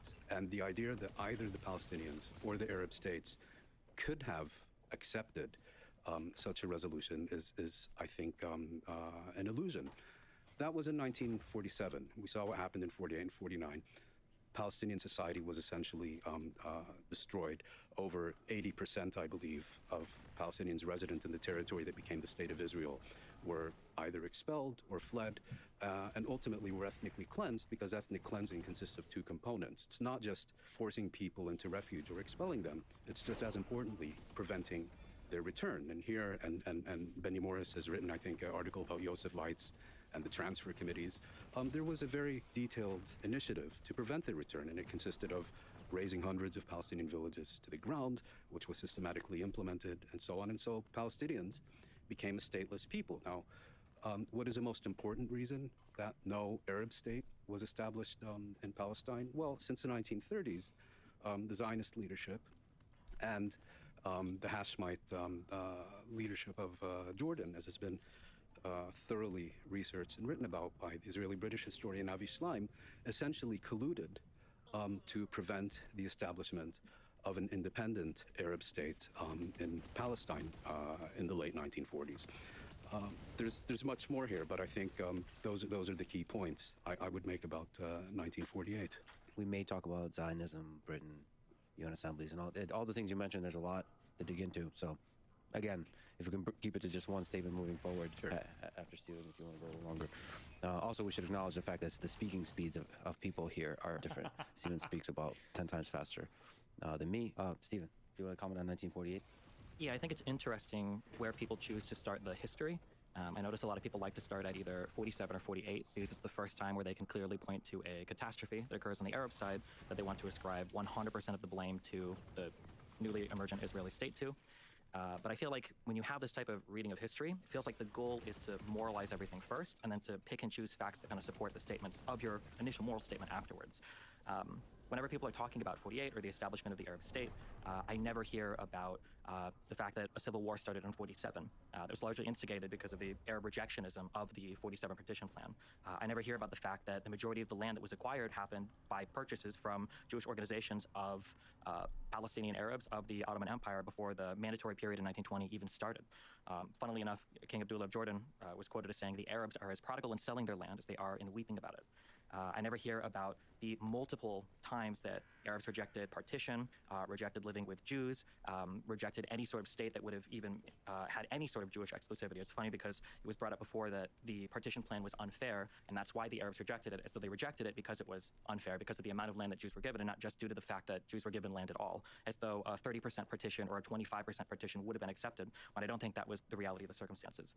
I feel like most of the other stuff has been said, but I noticed that whenever people talk about 48 or the years preceding 48, I think the worst thing that happens is there's a cherry picking of the facts where basically all of the blame is ascribed to this built-in idea of Zionism, that because of a handful of quotes or because of an ideology, we could say that transfer or population expulsion or basically the mandate of all of these Arabs being kicked off the land was always going to happen, when I think there's a refusal sometimes as well to acknowledge that regardless of the ideas of some of the Zionist leaders, there is a political, social, and military reality on the ground that they're forced to contend with. And unfortunately, the Arabs, because of their inability to engage in diplomacy and only to use tools of war to try to negotiate everything going on in mandatory Palestine, basically always gave the Jews a reason or an excuse to fight and acquire land through that way, because of their refusal to negotiate on anything else, whether it was the partition plan in 47, whether it was the Lucerne peace conference afterwards, where Israel even offered to annex Gaza in 51, where they offered to take in 100,000 refugees. Every single deal is just rejected out of hand because the Arabs don't want a Jewish state anywhere in this region of the world. I would like to engage. Oh shit, that was way more coherent than I thought it was. After I gave the speech, I thought it was completely out of back. Okay, that's a good art. Okay, I'll take it. Professor Morris, if you don't mind, I'm not with the first name. It's just not my way of relating. You can just call me Morris. I don't know why I hate people that virtue signal like this. He says this like, "Oh, I don't do people's first names," and then I think he calls him Benny for the rest of the debate. It's so stupid. Oh my god. If you don't mind, I'm not with the first name. It's just not my way of relating. You can just call me Morris. You don't need the professor. Okay. There's a real problem here. And it's been a problem I've had over many years of reading your work. Apart perhaps from as grandchild, I suspect nobody knows your work better than I do. I've read it many times, not once, not twice, at least 3 times, everything you've written. And the problem is, it's a kind of quicksilver. It's very hard to grasp a point and hold you to it.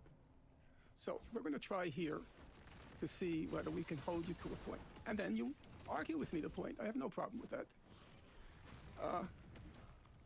Your name, please? Stephen Bonnell. Okay. Mr. Bonnell referred to cherry picking and handful of quotes. Now, it's true that when you wrote your first book on the Palestinian refugee question, you only had a few lines on this issue of transfer. 4 pages. Yeah. In the first book. In the first book, 4 pages. Maybe 4. You know, I'm not going to quarrel. My memory's not clear. We're talking about 4. I've read 3 times. A few lines, 4 pages. Okay. Oh god. 40 years ago, I read it, but then I read other things by you. Okay. And you were taken to task, if my memory is correct, that you hadn't adequately documented the claims of transfer. Allow me to finish. And I thought that was a reasonable challenge because it was an unusual claim for a mainstream Israeli historian to say, as you did in that first book, that from the very beginning, transfer figured prominently in Zionist thinking. That was an unusual, if you read Anita Shapiro, you read Shabtai Tevitt, that was an unusual acknowledgement by you. And then I found it very impressive that in that revised version of your first book, you devoted 25 pages to copiously documenting the salience of transfer in Zionist thinking. And in fact, you used a very provocative and resonant phrase. You said that transfer was inevitable and inbuilt into Zionism. We're not talking about circumstantial factors, a war, Arab hostility. You said it's inevitable and inbuilt into Zionism. Now, as I said, so we won't be accused of cherry picking, those were 25 very densely argued pages. And then in an interview and I could cite several quotes, but I'll choose one. You said, removing a population was needed. Let's look at the words. Without a population expulsion, a Jewish state would not have been established. Now, you're the one, again, I was very surprised when I read your book. Here I'm referring to Righteous Victims. I was very surprised when I came to that page 37, where you wrote that territorial displacement and dispossession was the chief motor of Arab resistance to Zionism. Territorial displacement and dispossession were the chief motor of Arab resistance to Zionism. So, you then went on to say, because the Arab population rationally feared territorial displacement and dispossession, it of course opposed Zionism. That's as normal as Native Americans opposing the Euro-American manifest destiny in the history of our own country, because they understood it would be at their expense. It was inbuilt and inevitable. And so now, for doing this debate and in general being fair, I don't always agree with you, but you always talk in good faith, so I appreciate that. Thanks, Eaton. for you to come along and say that it all happened just because of the war, that otherwise the Zionists made all these plans for a happy minority to live there, that simply does not gel. It does not cohere. It is not reconcilable with what you yourself have written. It was inevitable and inbuilt. Now, in other situations you've said, that's true, but I think it was a greater good to establish a Jewish state at the expense of the indigenous population. That's another kind of argument. That was Theodore Roosevelt's argument in our own country. He said, we don't want the whole of North America to remain a squalid refuge for these wigwams and teepees. We have to get rid of them and make this a great country. But he didn't deny that it was inbuilt and inevitable. I think you've made your point there. First, I'll take up something that Muin said. He said that the Nakba was inevitable. As have you. And predictable. No, I've never said that. It was inevitable and predictable only because the Arabs assaulted the Jewish community and state. There's literally no point for Benny to even be speaking or to say this, because every single thing that he just said and will say will be ignored for about the next hour. So very clearly, when I said that transfer whatever was inevitable, when I said this was inevitable, it was in response to Arab violence. None of this is ever going to land upon the ears of the other end of the table. I don't know why. And predictable only because the Arabs assaulted the Jewish community and state in 1947-48. Had there been no assault, there probably wouldn't have been a refugee problem. There's no reason for a refugee problem to have occurred, expulsions to have occurred, a dispossession, massive dispossession to occur. These occurred as a result of war. Now, Norman has said that I said that transfer was inbuilt into Zionism in one way or another.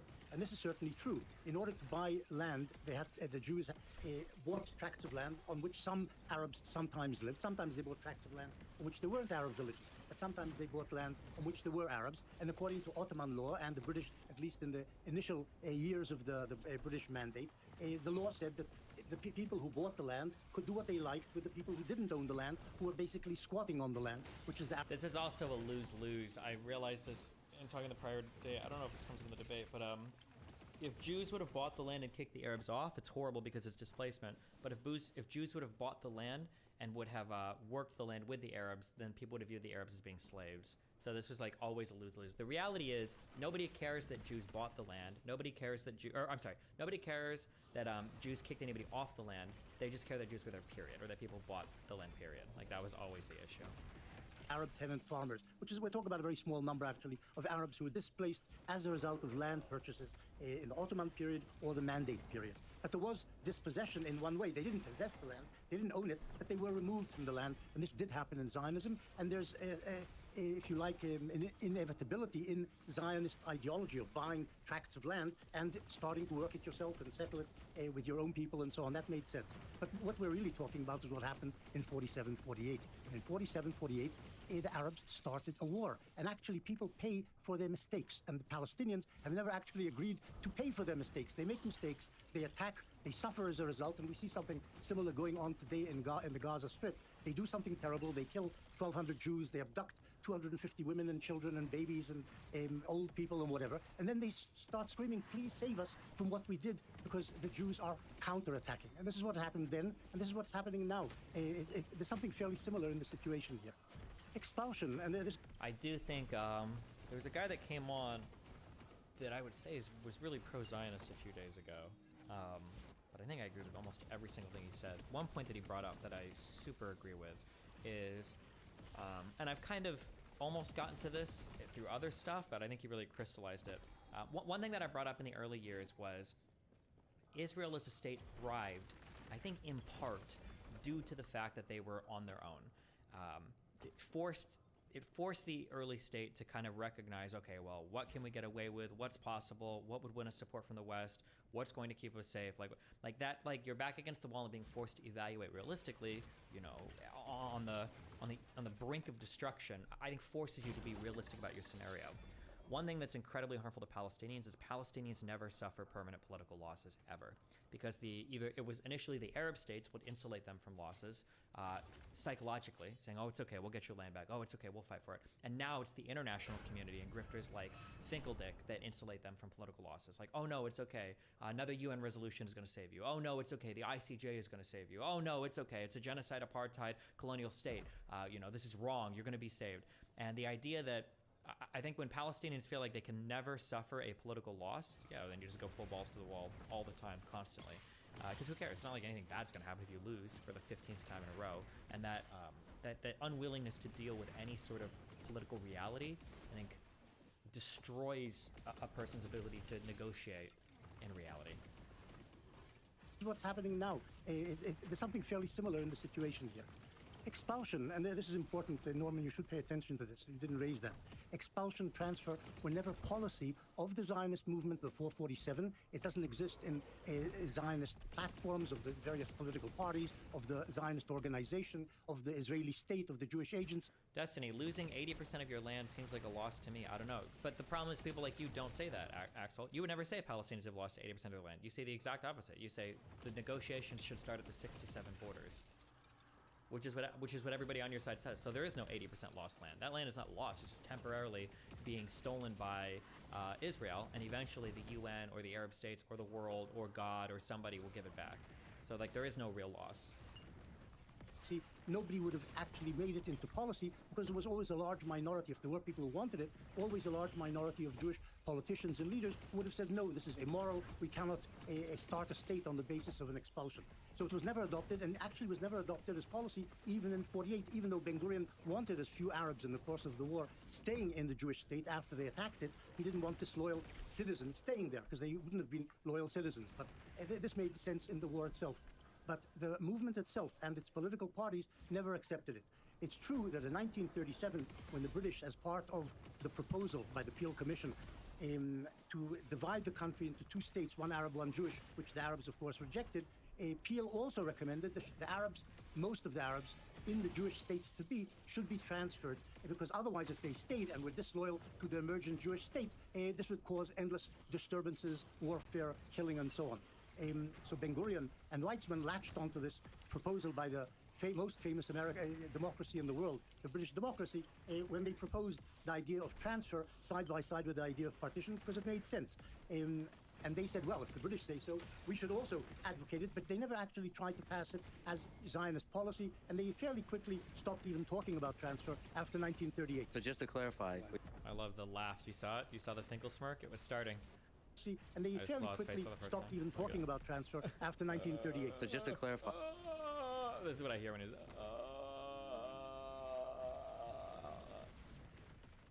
What you're saying is... Do you typically agree with Benny's takes, or are there significant things you disagree with him on? I'm not qualified to disagree with anything Benny says about history. That guy just knows way too much. The one thing I would disagree with him on, and I think this comes at the end of the debate, I think Benny is more dismissive of international law or international regulations than I am. Because Benny doesn't like any of it at all, which I'm sympathetic towards, but yeah. That 47 was an offensive war.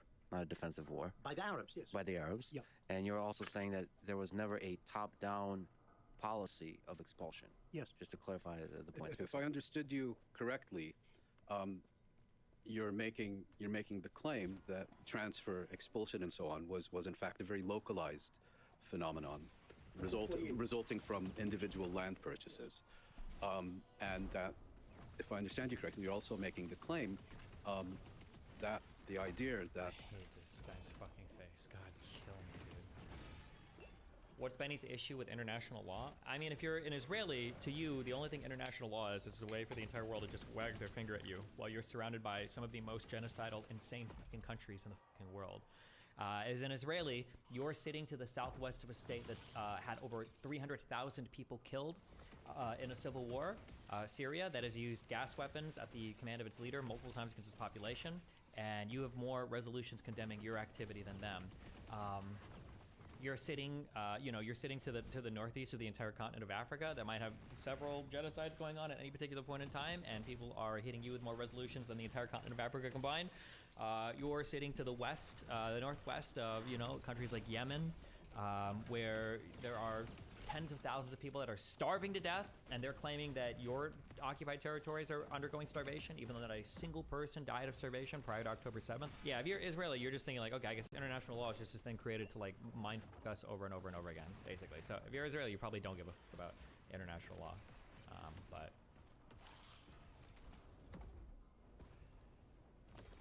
a Jewish state requires a removal or overwhelming reduction of the non-Jewish population was... If the Arabs are attacking you, yes. But that, let's say prior to 1947, it would be your claim that the idea that a significant reduction or wholesale removal of the Arab population was not part of Zionist thinking.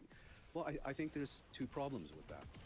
I think what you're saying about localized disputes is correct, but I also think that there is a whole literature that demonstrates that transfer was envisioned by Zionist leaders on a much broader scale than simply individual land purchases. In other words, it went way beyond, we need to remove these tenants so that we can farm this land.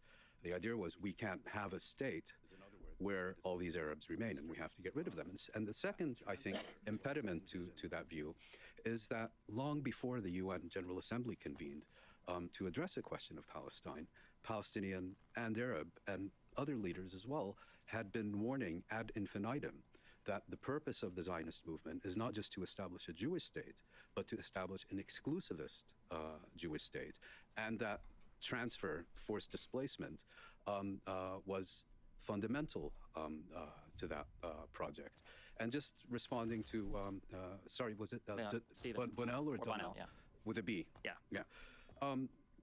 You made the point that the problem here is that people don't recognize is that the first and last result for the Arabs is always war. I think there's a problem with that. I think you might do well to recall the 1936 general strike conducted by Palestinians at the beginning of the revolt. If you could go back and redo the whole debate, what do you think you need to completely demolish Finkelstein and Moyen? It would have to be one-on-one, and it would have to be like asking, because the way that you shut down the rambling is just, I need a yes or no question. So like, this would be the very simple question. If I could be like, answer this, it would be, okay, is it true that Jews accepted a state that would have had a huge Arab population? Yes or no? You have to say yes, okay? And eventually you'll be like, okay, yes, they did accept that in the partition plan. Whether you thought it was a ruse or not, they accepted it. They did say yes to the international community. The next question would be, have the Arabs since 1920 accepted any Jewish presence of people that would have resembled an Israeli state in the British mandatory period in that territory? No, there was no state there. So that means that, because if you cut through the bullshit on that, then we can get rid of was the partition plan fair or not. It doesn't matter. There was no partition plan that the Arabs would have ever accepted. 20% of the land going to Jews wouldn't have been accepted. No partition plan would have been accepted ever. So we can cut through all the bullshit on that. Then we can say, okay, so when you say that Zionists felt that population transfer was necessary,